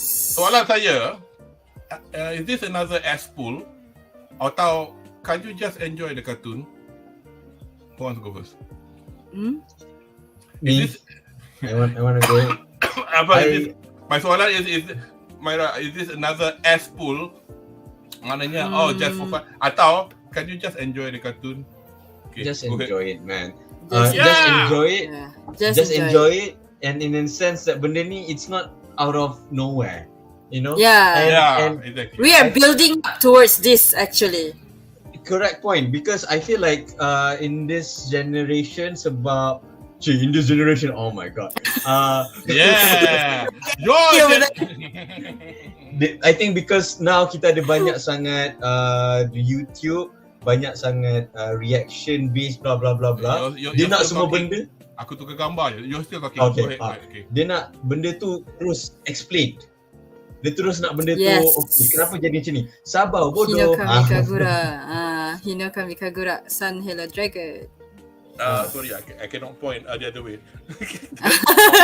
Okay, sorry. Sama. And sebab apa ni, for one, pedang berapi tu dah tunjuk, like I think we've discussed, pernah discuss yang during first season dah ada pedang berapi. Yes. Coming from Nezuko, satu. And another thing is pedang tu berapi as in pedang tu jadi warna merah. Yes. The distinction here is that pedang tu merah dan pedang tu berapi sebabkan Nezuko is two different things. Nezuko tolong for now untuk merahkan. But pedang merah tu is another plot point. Dia similar to yang dia punya apa ni? Mark dekat kepala tu. Okay. This happened during second season waktu dia nak potong Gyotaro punya neck tu. Kenapa tiba-tiba berapi? Why? Is this an asshole? Guys, part of storytelling is illusion, explanation. Illusion will always catch you by surprise, make you talk.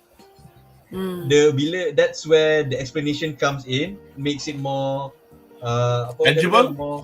tangible and also makes it more logical and makes the story going, makes sense.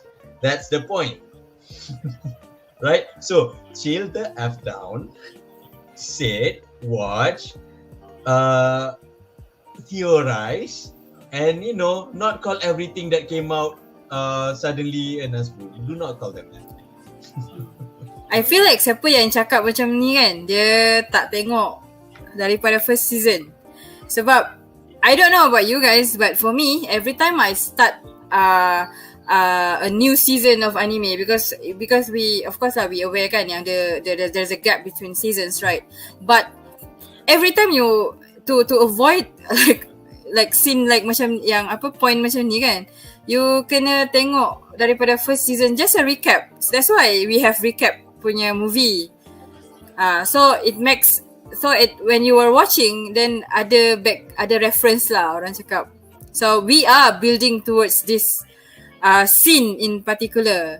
So daripada dia just ada pedang, and then orang pelik kenapa pedang dia hitam, and then they've been wondering about why his Nichirin blade hitam, and then dia pun sampai tanya dengan Rengoku, even at the very crucial macam point yang dia nak tanya more about his pedang pun, Rengoku just brush it off like tak apalah, nanti jadilah aku punya Suguko, which is quite discouraging at that point. It didn't happen sebab lagi pun dah lah tak ada orang yang sanggup jadi Suguko Rengoku. So and then up to the next season, kita baru tahu yang sebelum ni with the help of Nezuko dengan dia punya Blood Demon Art tu, and then dia fire up the blade for the Hinokami punya Kagura tu kan. Tapi bila dah sampai yang ni, finally dia jadi macam, for me just sit down and just enjoy scene came to life lah. Kita kena clarify here and now lah Siapa yang tak tengok my reaction dulu in a long ago Bedah, bila pedang tu pedang berapi tu, wala best gila. Tu panelis yang kata, Syaz, pedang tu tak berapi. So, What? Kenapa tak berapi? What is this? I remember that. I'm so Kenapa tak sorry, berapi? Syaz. I remember that. Oh my god. Sebab the So person macam yang apa hal ni? the So person yang kita beritahu ulang benda semula tu. untuk penonton baru. Semua ni cerita dongeng, semua dalam kepala dia. Yes. So yang water breathing tu, kalau dia swing macam tu, Tak ada, Dekat- tak ada. kemah berapi tu tak padam. Ha. Dia tak ada air keluar. Tak ada air. Betul yang tu ada gambar. Tak ada miss. Pedang-pedang bunga-bunga, bunyi-bunyi semua tu. Tak ada, you tak nampak gelombang bunyi. You dengar bunyi sikit mungkin lah, tapi tak ada lah macam Tak, ada. jangan cakap pasal pedang tu. Tanjiro punya sense of smell tu. Bila dia kena visualize kan. Anak buah aku cakap tau. Bau Tu ada yang- visual ke? Yang saya boleh nampak ada tali stup ikut buat mati. Itu semua adalah penggambaran, bukannya kebenaran. So dalam Visual kes ni, representation. visual representation, dia sebab dia nak ajar kepada murid-murid dia over bergenerasi. Kamu bayangkan kalau kita guna teknik ni, dia ganas macam api. Nah. Kalau yang lain pula, you jangan ikut kata guru tu, dia tu gila. Dia tu guna macam ganas lah konon. Tapi pedang sama je. So kita kena sejuk hati. Guna macam air tenang. Sush. Be like Juga water. semua tu. Like water. So over time, dia orang pun dia aku nak switch ni keluar air ni. Demon tu mati. Okey lah, ada kuasa air lah tu. Tapi tak ada sebenarnya. Tak ada api, tak ada air, tak ada angin. Dengan ini Cuma- saya nak claim bahawasanya saya lah yang membebaskan Syaz punya bubble. Ya, dia punya terkejut besar sebab totally tak baca manga. Weh, dengan api guys. Syaz tak ada api. Kenapa tak ada api? Jadi, tapi this is the first time. That's why saya punya reaksi first ayat. Saya cakap, finally ada api.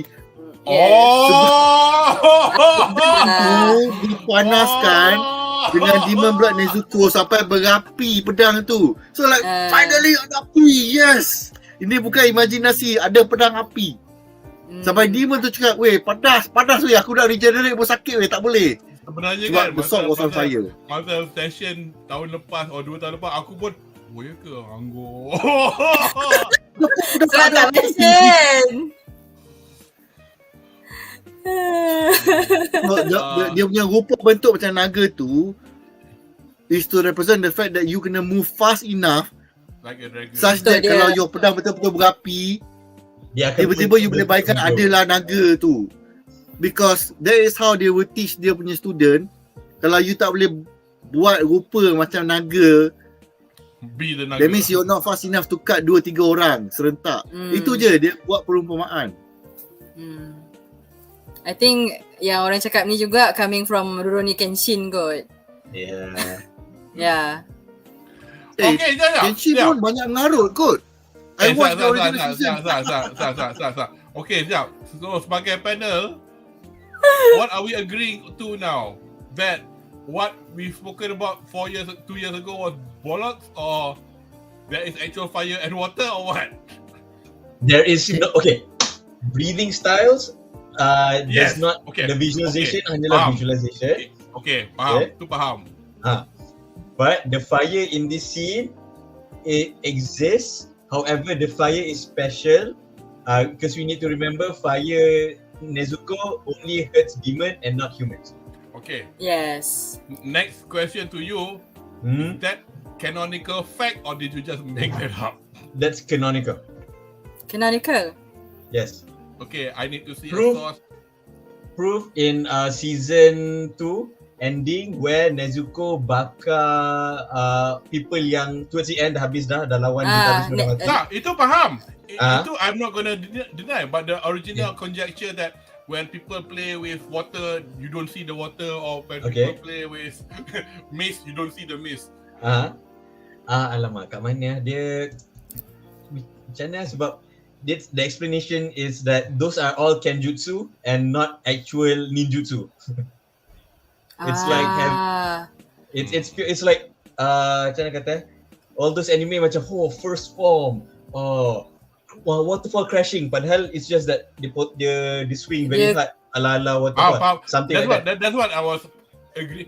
Jadi lah, aku nak adopt pemikiran minda abad ke-21. Citation, peer review. Dekat ke-20. Tak, bukan peer review. Awak nak percaya apa? Percayalah. Aku woke. Saya boleh bagi, I think that's water. kita boleh bagi contoh yang lagi bagus. Kita tolak tepi dulu Demon Slayer ni. Kita tengok two sports animes, Kuroko no Basket dengan Prince of Tennis. I know Tennis. you gonna mention Kuroko no Basket. Okay, go. Yeah. Dia baling 3-pointer tu tak ada hijau bang dalam real life, tak ada. Dia pass bola tu tak ada macam kilat zoom belum. Macam mana kau tahu? Orang semua terkejut bola boleh terbang, tak ada. Dia baling kat belakang badan dia ada aura, tak ada. It's not there. Masa dia pergi dia punya what is dia punya form tu bila dia go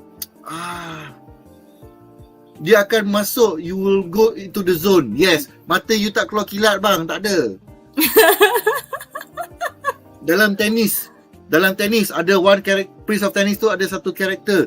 Dia gunakan a skill set of 4 abilities. Nama dia Furin Kazan. Swift as the wind, silent as the forest, strong as the mountain, angry like fire. Tak ada api keluar masa dia main tenis tu. Teknik semua tu kita boleh tengok Roger Federer, kita boleh tengok Nadal. Banyak teknik yang sama. Tak ada api keluar, tak ada kilat, tak ada apa. Aku tak nak api tengok tenis betul lah. Aku tak nak tengok kartun. But that was the representation lah. Dia pukul bola tu laju gila, umpama keluar angin. Wush. Itu bola dah sampai corner. Dia dah tak sempat ambil. Dah masuk. Imagine kan all these kids going to Disneyland. Betul Syaz explain sebelum masuk Disneyland. Sebenarnya ada orang akan die on your own. Tak ada. But anyway, nanti monster keluar tak ada api itu bukan tak bukan api Ini api bukan real api. Okay. Mari kita tengok. Apa ni? Banyak je. Tadi kita waalaikumsalam kepada Afi Keju. Dia jawab soalan dia tadi. Tapi just to reiterate.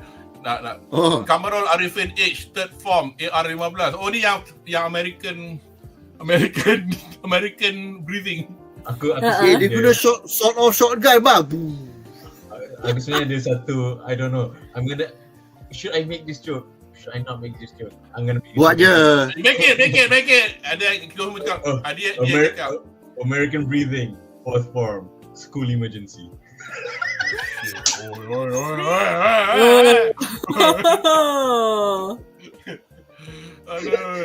Fourth of July. Love breathing. I hope benda ni tak viral. Kalau suddenly view video ni 15 juta, aku tahu lah pasal. Aku akan hand my resignation to Nick. Thanks, it's been nice knowing you guys. I'll be banned. Aku sekarang nak pergi Al-Azhar buat PhD.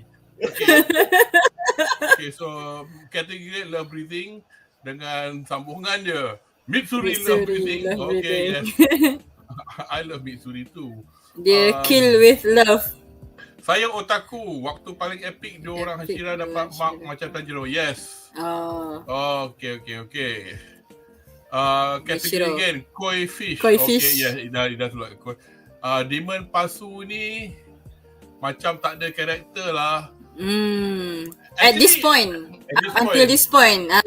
Tapi yeah, it'll be a spoiler, but there's something about this demon compared to Hantengu that we don't get to know in the end. If I remember it correctly lah. Nasi goreng.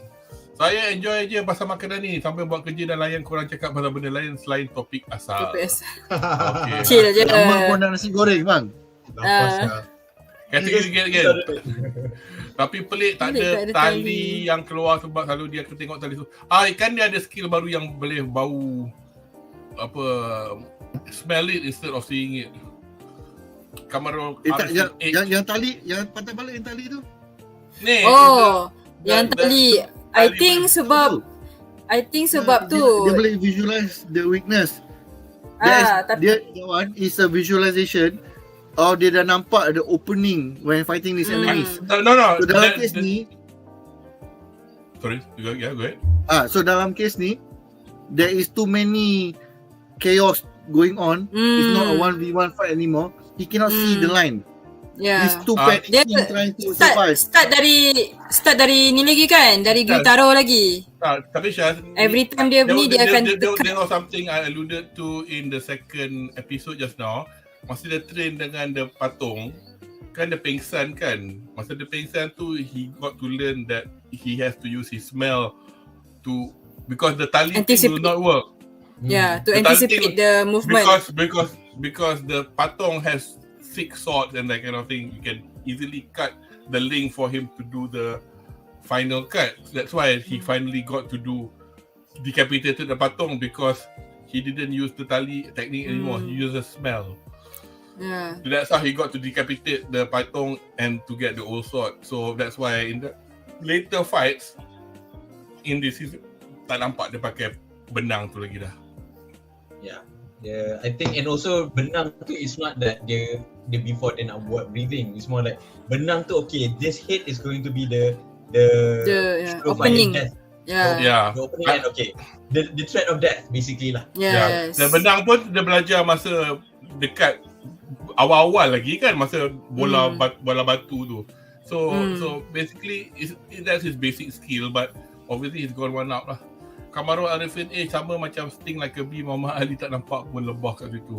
Yes. Tapi itu dia cakap pasal dia punya sakit dia. Pernah kena tumbuk Muhammad Ali tak? Sakit tak ada. Kidding.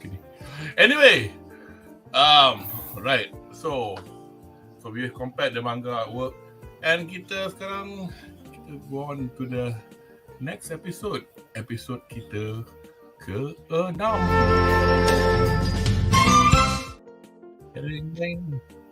Yes. Episode 6 on to doing HASHIRA ni namun Genya pun itu palang semua. Namun Tanjiro tak berperangai jadi dan berlaku benar pandangan tentang serangan dalam bentuk berkumpulan. I think they started to change the tactic to work together.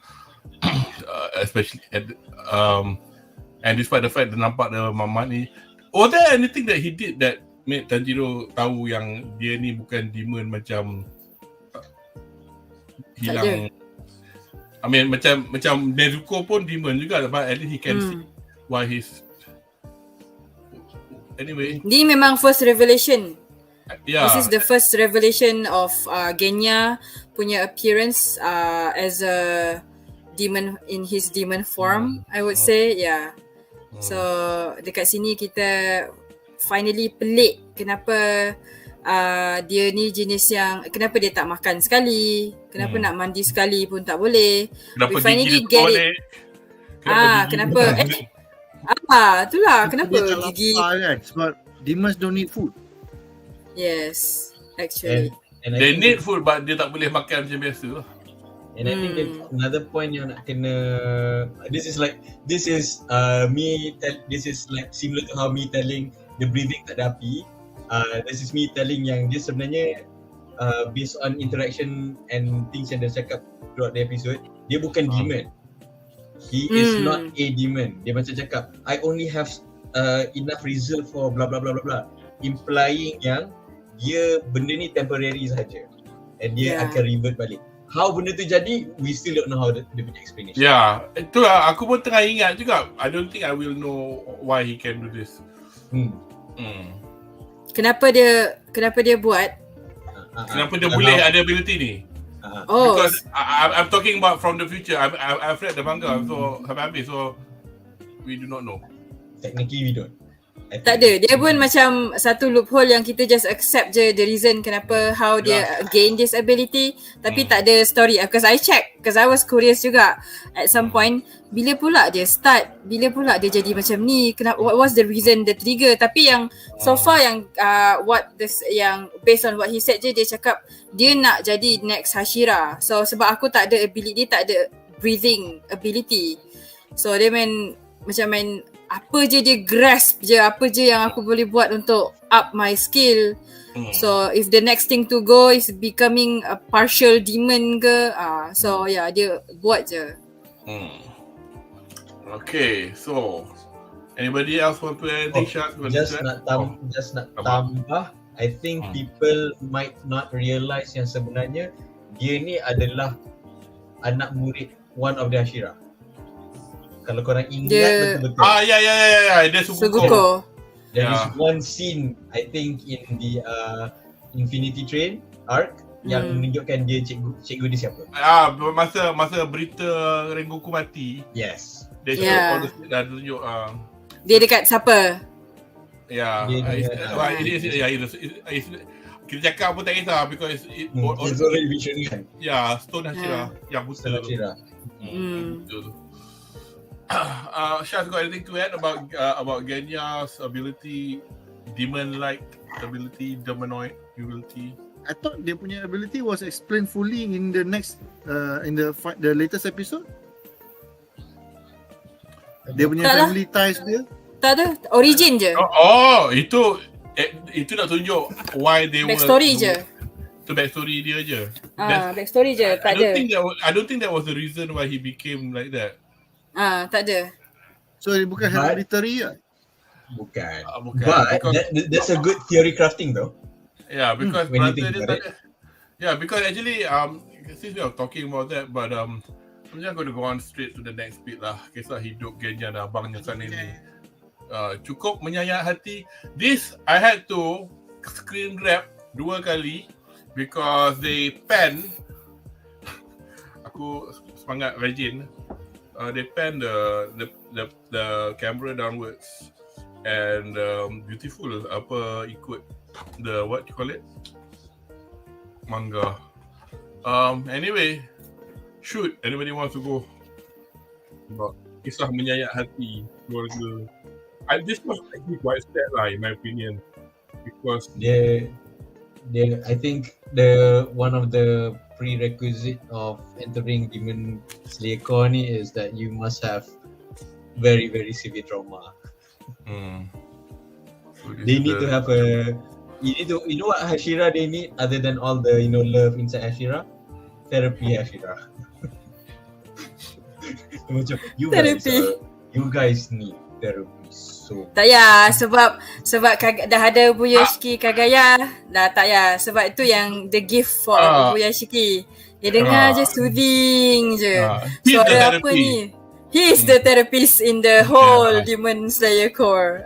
That sounds about right actually. Yeah, that sounds about right. Sedap je suara dia. I thought this was quite sad. I mean the fact that tapi itulah the saddest thing was that the Genya tak ada chance nak bagi tahu abang dia maaf. Tapi I thought at the end of it agaknya mungkin dia yang at the end of the episode bukannya season lain ke apa. Dia jalan sekali dia macam dia senyum. Tu aku ingat pasal tak cakap kat abang dia minta maaf. Aku tak tahu pasal. Tak, itu dia flashback. That was a flashback before the scene. Before the killing. Oh damn it, flashback dalam flashback. Tak ada scar. Flashback dalam flashback. Oh, itu lagu Dhamma Sutra. Umpama mimpi dalam mimpi. Oh my god, lagu orang tua weh. No idea. Kau tahu kan tadi. Itulah aku cakap lagu orang tua. Saya tak tahu lagu apa. Saya tak tahu. Kau tak tahu. I will find your ladies. Maju. Tapi for me when it comes to this scene kan yang the masa nampak Sanemi just realised that he just killed his own mother. Sebab yang ni I don't know, masa tengok ni kan I have this feeling yang what if Tanjiro punya story come out like this juga. So I'm like lagi menyayat hati. I'm like betul. So Tanjiro punya story could have gone this way but tak, dia nak selamatkan Nezuko juga. Ya. Tapi I feel so much lah sebab dah lah sebab perasan did we pass the point yang siapa cakap dengan belum lagi kan Tanjiro cakap dengan Genya pasal Nezuko kan? Belum. Itu next episode. So sad. Tak tahulah, I tak tahu. Banyak sebab most of the time kita tak ada backstory of Demon Core Slayer. Dia banyak backstory Demon kan. I think this is the first time kan kita ada backstory of Demon Slayer. Yang core member. This is the first one lah. Yang betul-betul punya. Macam adalah juga Kanao kan. Kanao. Tapi dia tak adalah macam sedih betul. Yang dia beli. Pasal coin. Dia kena beli. Tapi yang ni memang betul-betul macam origin story. Tapi itulah sayang kan tak sampai part yang dia reveal when did he start becoming a demon. Or part-time demon. The real question for me for this scene or rather this entire backstory is the timeline antara mak dia jadi demon. Was it after at some point she kena napped by another demon like kau mak anak ramai kan, aku bagi sikit bagi kau jadi gila become a demon, or was she always a latent demon? Because the kids were asking, mak has never come back this late before, dah nak subuh. Aku rasa maknanya malam tu mak dia kena attack. Malam tu mak dia jadi. Mak dia kena attack malam tu. Sebab ada kan siapa kan Genya yang narrate the story kan. Dia cakap malam tu dia kena attack and then power jugalah Sanemi pergi tu. He actually said that. Aku Macam ada dia mention. So I think that dia macam cerita Tanjiro punya family juga lah. Dia tiba-tiba it's a pure tragedy lah. It's a pure Dah tragedy. tinggal 2 juga. Sekali mati 4 tau. I'm like dah lah visual gila kan. Betul. You know what was one of the saddest part is the reason why Genya hidup is because dia tengah dokong adik dia. So adik dia in a sense dia cushion betul. Dia youngest adik save him. In a sense dia dapat scratch sebab yelah in terms of distance dia yang kena badan adik dia, so dia kena sini je wush. So you can in a way you can forgive him for being an asshole lah. In a sense like anyone could have been an asshole with that backstory. Just to ni I'll just quickly reading. So dia kata mother hasn't come home. Is she alright? Betul, it's alright. Sanemi went to look for her, but she's never been this late before. It's nearly dawn. It's okay. You must be tired. Sleep. When you wake up, mother and Sanemi will have returned. Betul dengar pintu mak dia setan buka pintu, berdarah, semua orang mati. They didn't know what it was. Genya didn't know what it was. An animal, a wild dog, a wolf. Okami kan dia kata, it's dark, I can't pass. Genya ran when so Sanemi took the mother on his and brought her out and killed her, and then the sun came up. Time tu baru dia nampak bukannya werewolf ke apa. Sebenarnya mak dia. Lepas tu dia realise. Abang Genya ni jadi Hashira ke in the end? Win Hashira. Bukan in the end. Sekarang from the beginning memang Shinazugawa Sanemi tu Hashira. Yang tikam Sanemi, yang tikam Nezuko tu. Yang ada dia bait, dia potong sikit. Come get the blood. Yang titik atas Nezuko punya box tu. Dalam first season. That explains a lot lah kenapa dia bengong. Kenapa that trauma was so huge. So basically we got a double backstory lah ni. Yes. Mungkin that's why the reason dia macam bengang juga dengan Nezuko dengan Tanjiro juga. Dia macam this way too close. So Kenapa aku tak dapat tu? Dia macam kenapa aku dengan abang aku tak macam tu? Mati. Why did I have to kill my mom but you get to live? Like, and get a good albeit twisted relationship with your sister. Macam tu. Lepas tu semua orang kata dia bagus. Kepala bana kau aku dah marah tadi. And dia punya benci kat demon tu. I feel like he hates the demon among the Hashira the most. Indiscriminately. Anyway, we've got just a couple of comments from chat. Not too sure what. Episod 6 yang episod ganyan jadi Swiss cheese tu kan? Yes. Maybe dia jadi macam tu sebab dia consume demon. Yes, because when he ate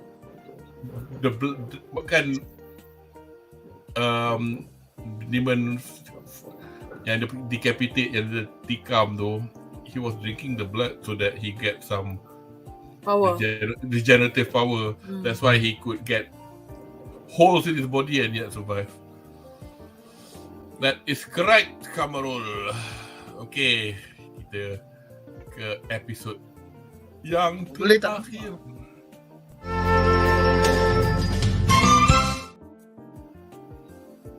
Right.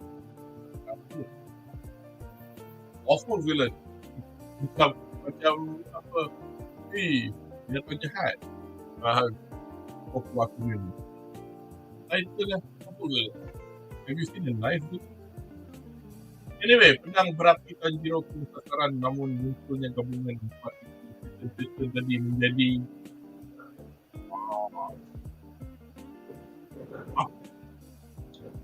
Kudo, dekat sikit, very muffled lah, tak tahu kenapa. Is it better now? It's like, no, not really. Itulah pasal tadi aku, Okay. How is it now? It always happens whenever you switch to a different segment. Dia macam audio tu dia macam Okay. Anyway, sambung balik. Okay, episod ke-7, Awful Villain atau Goku Rakunen. So, pedang berapi Tanjiro kena sasaran, namun munculnya gabungan 4 ekor Satan tadi menjadi this guy. So, Hakuten. Anyway, just a quick trivia. His voice by Yamadera Koichi, aka Spike Spiegel. Cowboy Bebop. So dia ni is a veteran lah. Tapi he didn't sound old, I think. Very budak-budak, very teenager punya voice. Yeah, that was one. What I think his other voice was Briarios from Appleseed, if I'm not mistaken. But anyway, he's famous for being Spike Spiegel. I've not heard the name Appleseed in a while. not Netflix obviously. So adakah anda bersetuju dengan reaksi satu ayat dan dari most of us tentang kelengohan? Because when you think it's done now, you've got to contend with this fella now dengan code name dia Hatred. Siapa yang bermula? Syaz? This is my favorite part of the review actually. Go. Kalau kita tengok the original 4 emotions that was reviewed. Yeah. Yes. Those were very human, intense human emotions. And the 5th, the small guy, which is fear, helps to keep a lot of those emotions in check. Because if you fear, you become too angry, you might cause a lot of problems. If you fear indulging too much in sorrow, you will learn to okay, I need to stop feeling sad for myself. And so sama juga dengan joy and pleasure. Kalau you indulge too much, if you don't have the fear, you will take it to extreme levels of hedonism lah. Benda yang kau dah tak ada batasan tau. Kau dah tak takut. Why should I care? I can do whatever I want. So the lack of fear is represented or rather is required in a person so that there will be certain limitations in them. Because you fear to go beyond a certain point of human decency. So, what does it have to do dengan hatred? Hatred tu I feel is very interesting because kita tengok dialog dia bila dia cakap dengan Tanjiro, korang ni semua villain. Yes. Korang ni semua jahat. So he is actually a very strong character yang bagus masa dia hidup. Someone who believe in control, in kita tak boleh nak go over our boundaries and self-righteous. Everything. He has to have self-conscious. Dia percaya that you cannot have too much anger, you cannot have a lot of this, so you must be able to control yourself. So I imagine masa dia human dulu, he managed to control all these emotions, including fear. So he became a very centered person. He believed in justice. He believed in the things that make someone kita tengok, wah, dia ni orang yang sangat bagus, orang yang sangat mulia. So mungkin the demon that corrupted him saw this, captured him and then removed dia punya fear tau. So when he removed the fear, he become very indulgent in all of these aspects. And bila his sense of justice becomes twisted, it becomes a form of hatred, because to the demons, justice is hatred. Hatred is a form of justice against the humankind, because the humankind menjahadamkan the demonkind. So he took a very orang yang sangat mulia and remove the fear from him as the fifth character, so that all of his thoughts and emotions ni now dah tanpa kawalan of the fear of becoming melampaui batas. So he became the corrupted version of what he was in demon punya form. It's so well written in my opinion lah. Macam like, wow, he managed to twist such a morally good person, highly religious person, to become such a twisted version of the in demon form by removing the fear from him. My question is though, like on your point kan, if that is true, then I'm actually been wondering for quite a while the reason, because all these 5 characters sandwiched into one, and then being masked, like being housed within Hantengu kan. So it's just that I've been wondering for quite a while, even when I was reading the manga as well, why is it fear is the one yang dekat luar, everything is housed within? Okay, yes, yeah. Before anybody respond, Kamera, are you up to date or are you finished the manga? Yeah, I finished already. You finished sampai habis So you macam aku terskip ke this part? Atau you macam I dengan Pak Arif dah baca habis lah? I baca habis. Oh, you baca habis. Okay, Syaz tak baca langsung. So he's an anime only. So his theorization is fine as far as he's concerned. But already in the next episode or 2 or 3, we'll know the backstory to Hantengu. Ya ke? So we shall see. I'm gonna go we shall see. I'm not gonna go you are wrong, you are right. Apa ke? Kita tengok lah. Tapi we will see it. And also it will also answer Myra's question, because I think it's quite obvious. Bila you tengok dia punya backstory, you go like, oh patutlah dia macam ni. In my opinion lah. Dia punya flashback dia tak macam cerita orang lain ada cerita tau, macam episode macam the demon apa Moon 6 ada linear story. Ni tak, dia macam series of flashbacks tapi tema dia sama. And then ada satu tema yang really predominant compared to other ni, and you will see why Hantengu is the way that he is in demon form. So hopefully this will be very interesting. Tengok how far my theory is. Volume berapa agak-agak? Tak, by tonight ke? No, it'll be probably last episode. Tak last episode pun, second last. So it'll be 8 tonight. So that's going to be 9, 10, 11 lagi. So we got 4 episodes.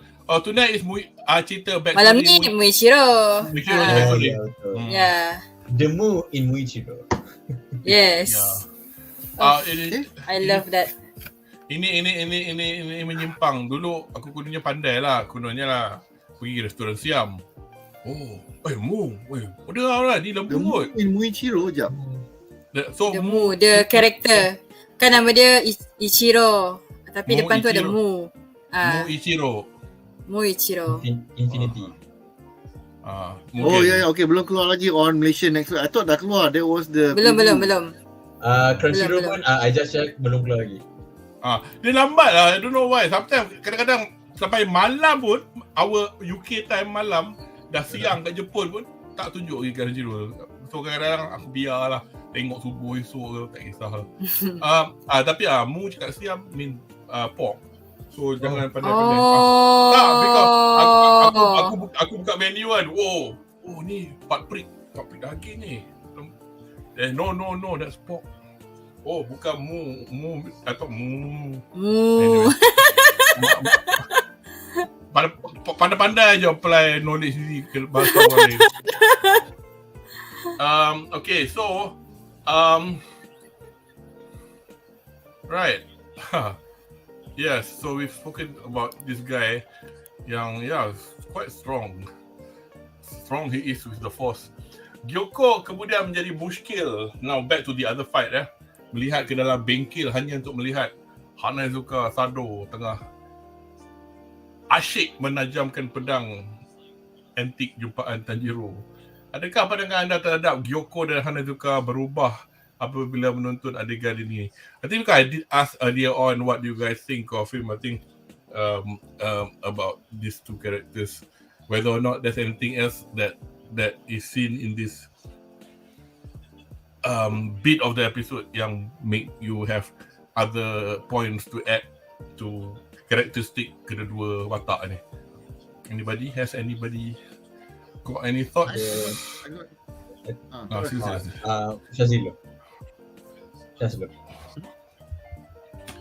dulu. Actually, these both scenes made me like go like okay. Like the polishing of the sword to the point where he hilang attention to the rest of the world is something which is not humanly possible. Tapi since this is a story about api yang tak wujud dan demon, so kita boleh terima lah. There is something like, wow, this is godlike level of focus. Sakit pun tak rasa.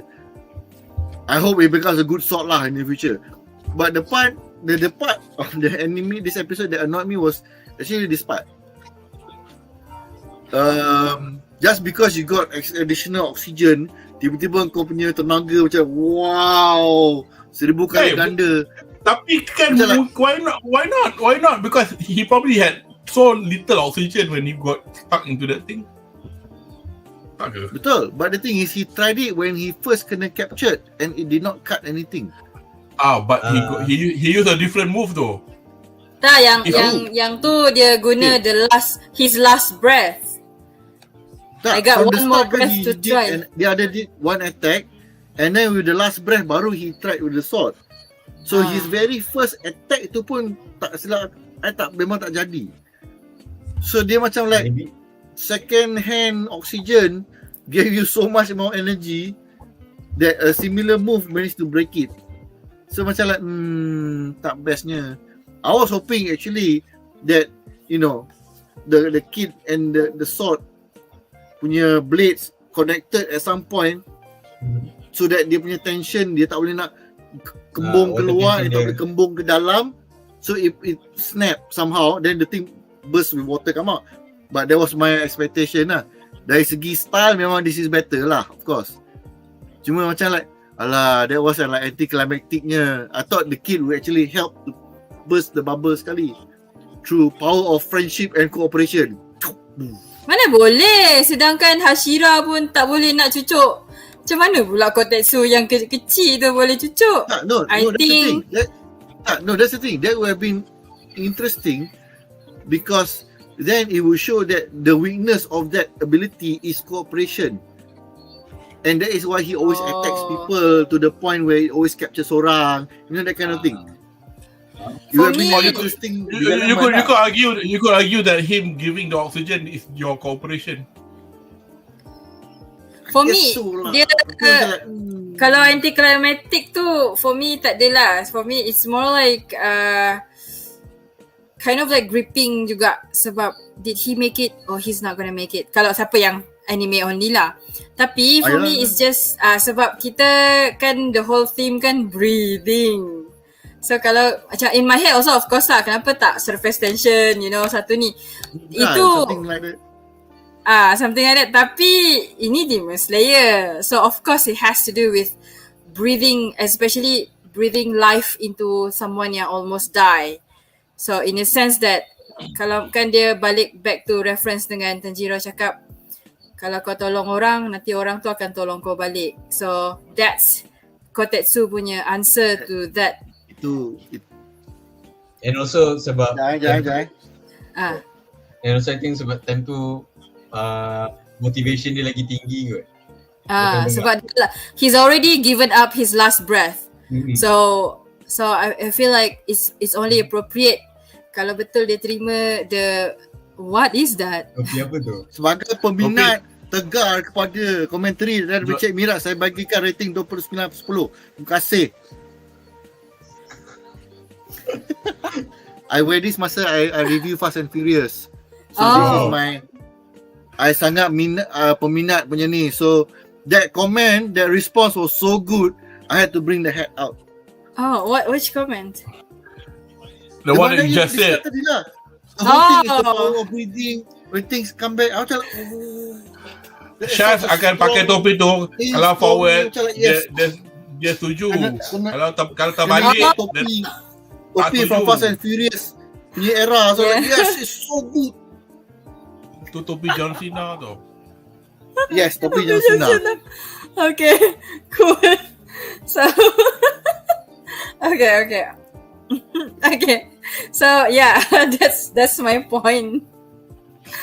That was a great point. I completely didn't see it that way. Wow. Yeah. Okay. Anybody else have any thoughts on this? I think it's just part yang story belah Muichiro ni lah yang I rasa paling draggy lah out of all the dragginess. Yeah. Sebab I think I caught myself thinking, lah tak habis-habis lagi ke Muichiro ni? It's like, you're right. It's like 4 episodes or some shit. Kan? Banyak nafas budak ni lah. But I can see yang dia ni kan? And then the moment where dia has that flashback dengan dia punya bapak tu, it's a nice illusion lah, macam how the dad is resembling Tanjiro. And then kat situ dia punya semangat dia lagi kuat, and how dia finally dapat burst out of the bubble lah. So that's nice. Dia menunjukkan to being a warrior ni is you need passion juga lah, you need emotion. The thing is, we will see tonight, obviously in episode 8, more of the story. Tapi dalam manga macam pendek tau cerita mak ayah dia. Tapi sekejap je. Tapi nanti kat harapan nanti I will put this gambar pretty much talking about what Arif had mentioned. Okay, let's got a couple of got 6 comments. Okay, category the grade. Buat skill naga keluar naga betul. Okay. Dapi tak dapi. Kamarul Arifin H, murderous villains have a holier than well, don't they all? Betul. Ikan kecil tu kenapa biarkan je budak tu tiup boleh tu? Ikan tu tak pandai sangat, I think. Because the demon tak bagi instruction to kill or to tembak anybody nearby. Sebab kita tengok those 2 fish yang tembak tu was under direct control. Kalau compare dengan fish yang lain, it's automated. Dia kena serang. Yeah, actually sebab dia lower demon kan, dia tak ada sense dia of like je pun. dia tak ada fikirkan. I wouldn't call dia sebenarnya. I wouldn't even call them like actual demon, but it's just apparitions juga.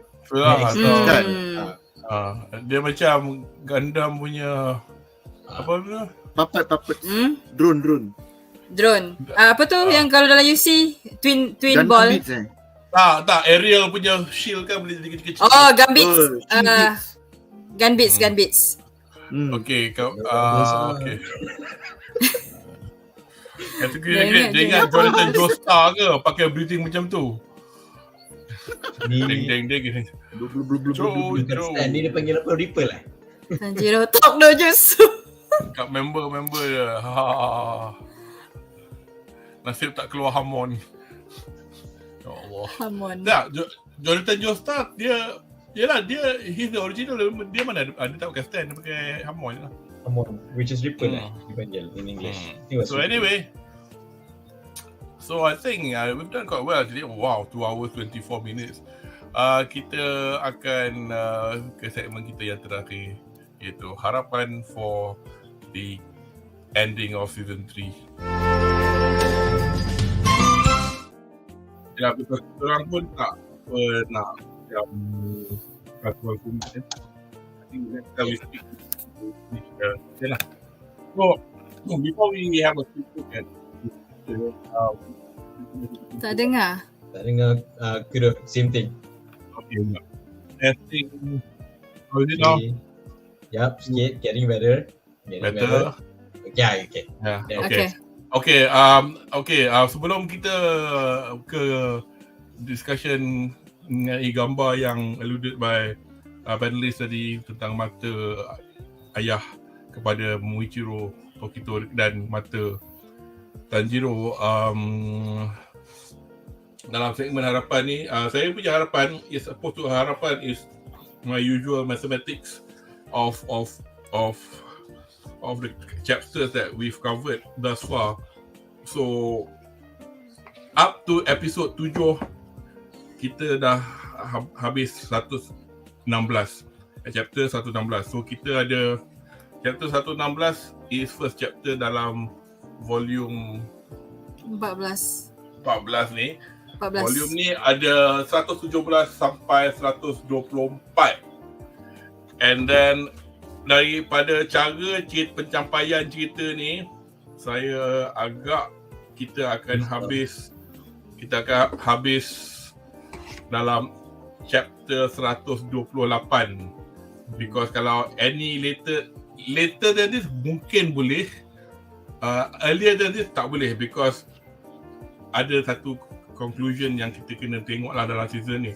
So 128 dengan 116 ada 12 chapter.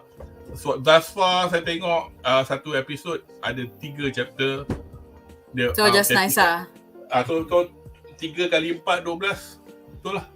So ngam-ngam kalau betul episod siapa yang ada manga ni, because kita tengok juga dalam between season 2 dengan season 3, recuperation punya scene selalunya in the next season, bukan at the end. So lagi tu pula season nombor 4 ni, kalau kita ingat season nombor 3 ni draggy, season nombor 4 ni macam mana dia nak buat, because kata dia pendek sangat. Ada yang cakap dorang nak buat movie je tau, macam Mugen Train juga. Mungkin macam Mugen Train, atau OVA. You can still do it macam a season, tapi the earlier bit of the final season tu bolehlah juga consider part of the, because the next season is called the HASHIRA training up. Because this up, nama-nama dia orang tak formalize lagi pun sebenarnya.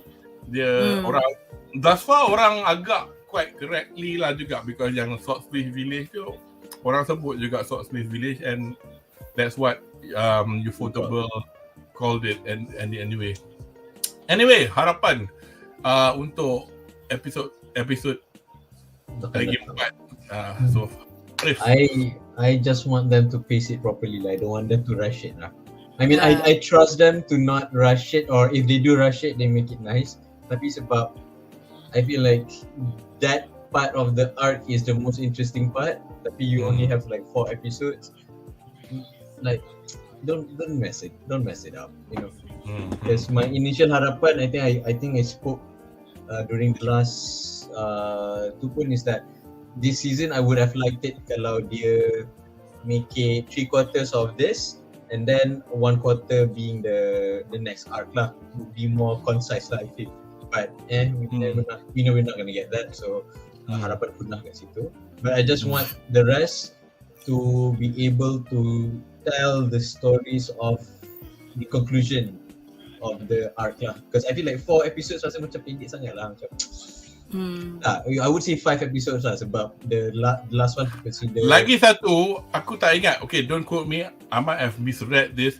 Somebody did say episode 11, the last one is an hour long. Yeah, it is, you know.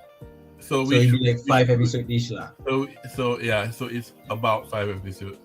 So which can be ni lah. I mean in a way malam ni episode kalau cerita the backstory Tokito aja pun I'm not too surprised because the other the action will be on the end maybe. Yeah, because but the action boleh. No problem. Tapi it's not as draggy as episode pijak pedal lah. For My Hero Academia. Oh my god. Menangis. I refuse to tengok. Apa dia tadi? Episode Ada satu episod My Hero Academia. And Dia Season mengajar berapa? tapi dia tunjuk orang pijak pedal. 5. Oh, I haven't Yang watched. belajar under Endeavour. 3 orang student tu belajar under Endeavour. So to improve yourself you kena macam orang pijak pedal. You kena a bit. Lepas tu dia tunjuk orang actually bawa kereta pijak pedal. Apa benda ni weh? Why are you animating it this boringly? It could have been a separate fighting scene. Oh. And then it's like you bayangkan sambil dia tengah tumbuk villain kan. Tush. Bayangkan kita kena pijak pedal sikit demi sikit. Lepas tu tumbuk villain lain kan. That will be more fun. Tapi dia animate dia orang tengah berdiri, tengah makan. Tengok orang bawa kereta tu. Tengok dia orang pijak pedal sikit demi sikit. That's how they control their car. So that's how you control your power. So Boringnya. metaphorically speaking, dia bit off lah. Tak. There's a better way of that scene. I mean, if that was how it was drawn in the manga it would have worked. It was one page probably lah. Satu page. Lepas tu ada bawah sini tunjuk orang pijak pedal. Lepas tu one wall of text here. But when you animate it, dia macam like, alah, dia ikut one to one ke? If this was the original design in the manga, that's a horrible scene to animate. I see. Faham? Sorry, Arif dah habis ke? Harapan Dah. Okay lah, since I'm on screen now, I nak harapkan 2 benda. First, I nak tahu my teori Brazil on the combination ni Demon 4 ni, adakah like way off course ataupun memang like wow he got it spot on sampai ke Buddhist monk punya style and everything. So that will be the first harapan. I want to see a clear brief lah, what is it about. So this one you guys mentioned in the manga dah ada, so I'm looking forward to it. Kedua, I want to see the final version of Tanjiro punya sword lah, because this should be the last sword kan. Tak. Tak ada.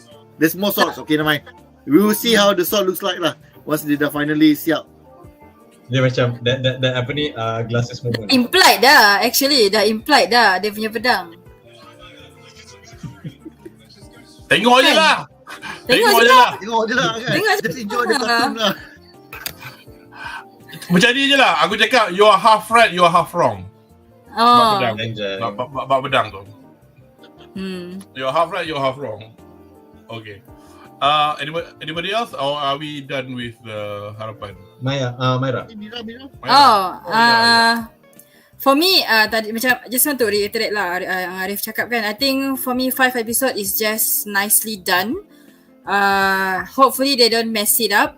Sebab bila judging from entertainment punya district punya the last episode, it's a bit rush for me. So hopefully yang this one for me. For me. So for me a bit rush. Tapi yang untuk for this one, bila I tengok 5 macam tadi kita buat calculation kan, how many chapters left and ini, tapi it's just for me I just wish the final episode tu dia tak macam Fast Furious punya gantung lah kepada anime only. I just wish jangan dia macam tu lah. Sebab kalau macam dia get like I said, like Arif said juga, kurang ajar lah kalau dia gantung. Memang kurang ajar. Dia sebab me and my friends dah racking our brain since malam, so kita orang tengok Fast Furious malam kan, macam mana kan. Tapi yang for this one, sebab for manga reader memang dah tahu at the end of what is the reveal of at the end of this season. It's just that janganlah dia macam like hanging gila-gila, because the next season probably next year. So itu je harapan ya. Tak cantik pun kalau dia nak start the next season with the Dengan training up, ya. No, dengan the ending of the season. You know what this season is aiming towards to. Tak cantik kalau nak tunjuk that particular bit at the beginning of the new season. And it's not going to be next year either. It's not going to be next year. But it took us 2 years to get to watch this. No lah. Tak lah. Early last year. Setahun je. Early last year. Tak adalah sampai 2 tahun. Tak sampai 2 tahun. Tak. In between Entertainment District dengan sekarang, dengan current season, tak sampai 2 tahun lah, setahun lebih sikit je. Okay lah, setahun lebih sikit lah. Tapi it won't be a year lah. It won't be, yeah. Every year lah. But this one spring 23. So the earliest summer 24 or nak sedap autumn 24 lah. Tapi also kalau nak on that point juga, kalau dalam training arc tu, sebab we gonna see a lot more flashback of the HASHIRA. So I'm just wish, sebab sekarang ni at this point novel yang canon to the whole 23 volumes of Demon Slayer dah 2 tau keluar. So hopefully diorang akan insert jugalah. That would be nice. That would solidify the season. I've not read those novels. Novel tu pasal apa? Dia baru satu sampai. Satu lagi coming. Mungkin dah sampai dah actually, dah 2. Ni Flower of Happiness. Ya, Viz Media. Yang ni keluar I think 2019 ke tak silap. Tapi Viz Media baru keluar. Itu set between season mana dengan season mana ni? Tak, dia yang Flower I haven't read yet. Tapi setahu aku memang dia canon to the story lah. Dia, I know, but if it's set after the big end of it all, doesn't matter then. You know what I mean? Tak, dia side story je. Side story je. Side story saja. Along the ni. Tapi itulah along journey di mana kita tak tahu lagi tak tahu lagi. Tak baca lagi. I thought I look it up on Wikipedia ni. Kan. Okay, cool. Yeah. Sebab on that point the next arc is quite short. It's gonna be like, is it gonna be in the next Mugen Train? Dia maksudnya dia akan buat satu movie and then akan translate into 7 episode or 8 episode series. Tapi I just hope juga diorang ada insert yang side story, especially yang ni pun ada satu lagi yang Story of Water and Flame, yang Rengoku dengan Giyu punya story dengan Shinobu. So banyak lagi actually diorang boleh insert sebab masa yang training up tu. Yang tu novel juga? Tak, yang ni memang manga. Ni memang manga. And is it canon? Yeah, it's canon. Sebab dia dia ini prequel. What happened before Giyu arrive to the Tanjiro punya rumah. So yeah, definitely read it. Okay. I recommend lah. Okay. I macam, I don't know why I macam tak pernah pandang this other stuff macam Boku no Hero, for example, dia ada vigilantes and all that kan. So to pick it up, because thinking like, okay, somebody else has written it, I'm not too bothered really. But if it's added to the story canonically, then it's worth looking at lah. Dia prequel lah. Kalau yang Rengoku dengan Giyu tu, dia prequel to the whole Tanjiro punya story. Maybe kat situ we can, macam you cakap tadi lah, maybe anime only content where they explore more, flesh out the characters. But then again, we are going beyond this is which is edging towards spoiler territory lah, to be fair. So yeah. Anyway, so itulah. It looks like chat's a bit tired despite the fact we still have 10 people watching. With regard, tak ada additional comments untuk harapan dari chat. So nampaknya kita dah tiba di penghujung session bedah untuk malam ini. Session untuk episod 2 hingga 7 Kimetsu no Yaiba. I keep refreshing Crunchyroll punya website, still tak ada lagi. Dan diharapkan penonton di rumah tengok Monday. Diharapkan penonton di rumah terhibur dengan ulasan kami malam ini. Untuk sesi kami yang datang, kami juga berharap untuk memberi ulasan secara live stream untuk siri anime Jigokuraku dan Mobile Suit Gundam The Witch from Mercury dalam beberapa minggu akan datang. Tapi tarikh dan masa masih to be confirmed. So kita jumpa nantilah, and keep an eye out on further information with regards to timings of streams and videos. In the meantime, just check out lah seperti biasa our website di Facebook dan juga di YouTube, STOMACHOFCHAOS, dan juga YouTube BuzzPopTV. Mostly kalau nak tengok video-video yang pendek yang digarap daripada all the sessions, it will be on STOMACHOFCHAOS. Tapi sebelum kita nak sign off, saya selalu je buat kadang-kadang news bites punya apa mungkin punya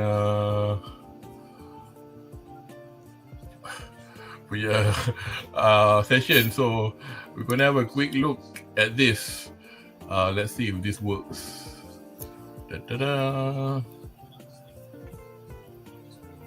Filler. Okay, you can Google apa ni list of episode without filler to watch. Okay. Tengok Bleach dulu. And then you masuk Naruto. Because I attempted to watch Bleach, tapi I stop sampai yang dia sampai pergi Soul Society tu.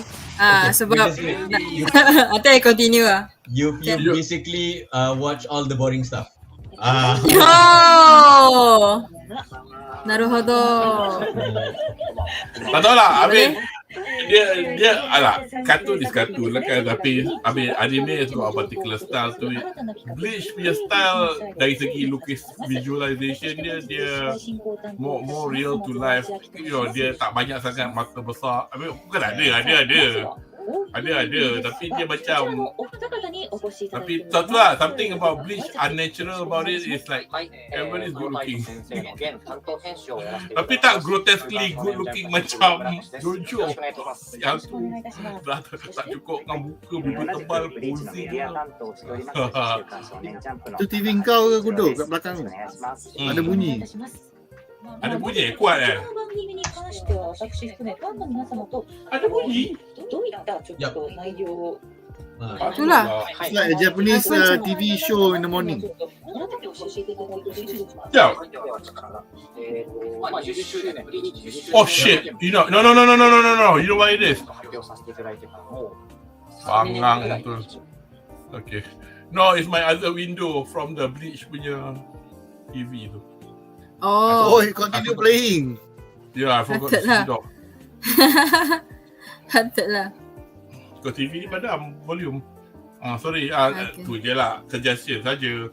Nak tengok Naruto tengok lah. Tapi come to think of it, when I watch Naruto, the reason kenapa I started watching Naruto sebab I'm helping a friend buat unboxing for Naruto 20th anniversary figure.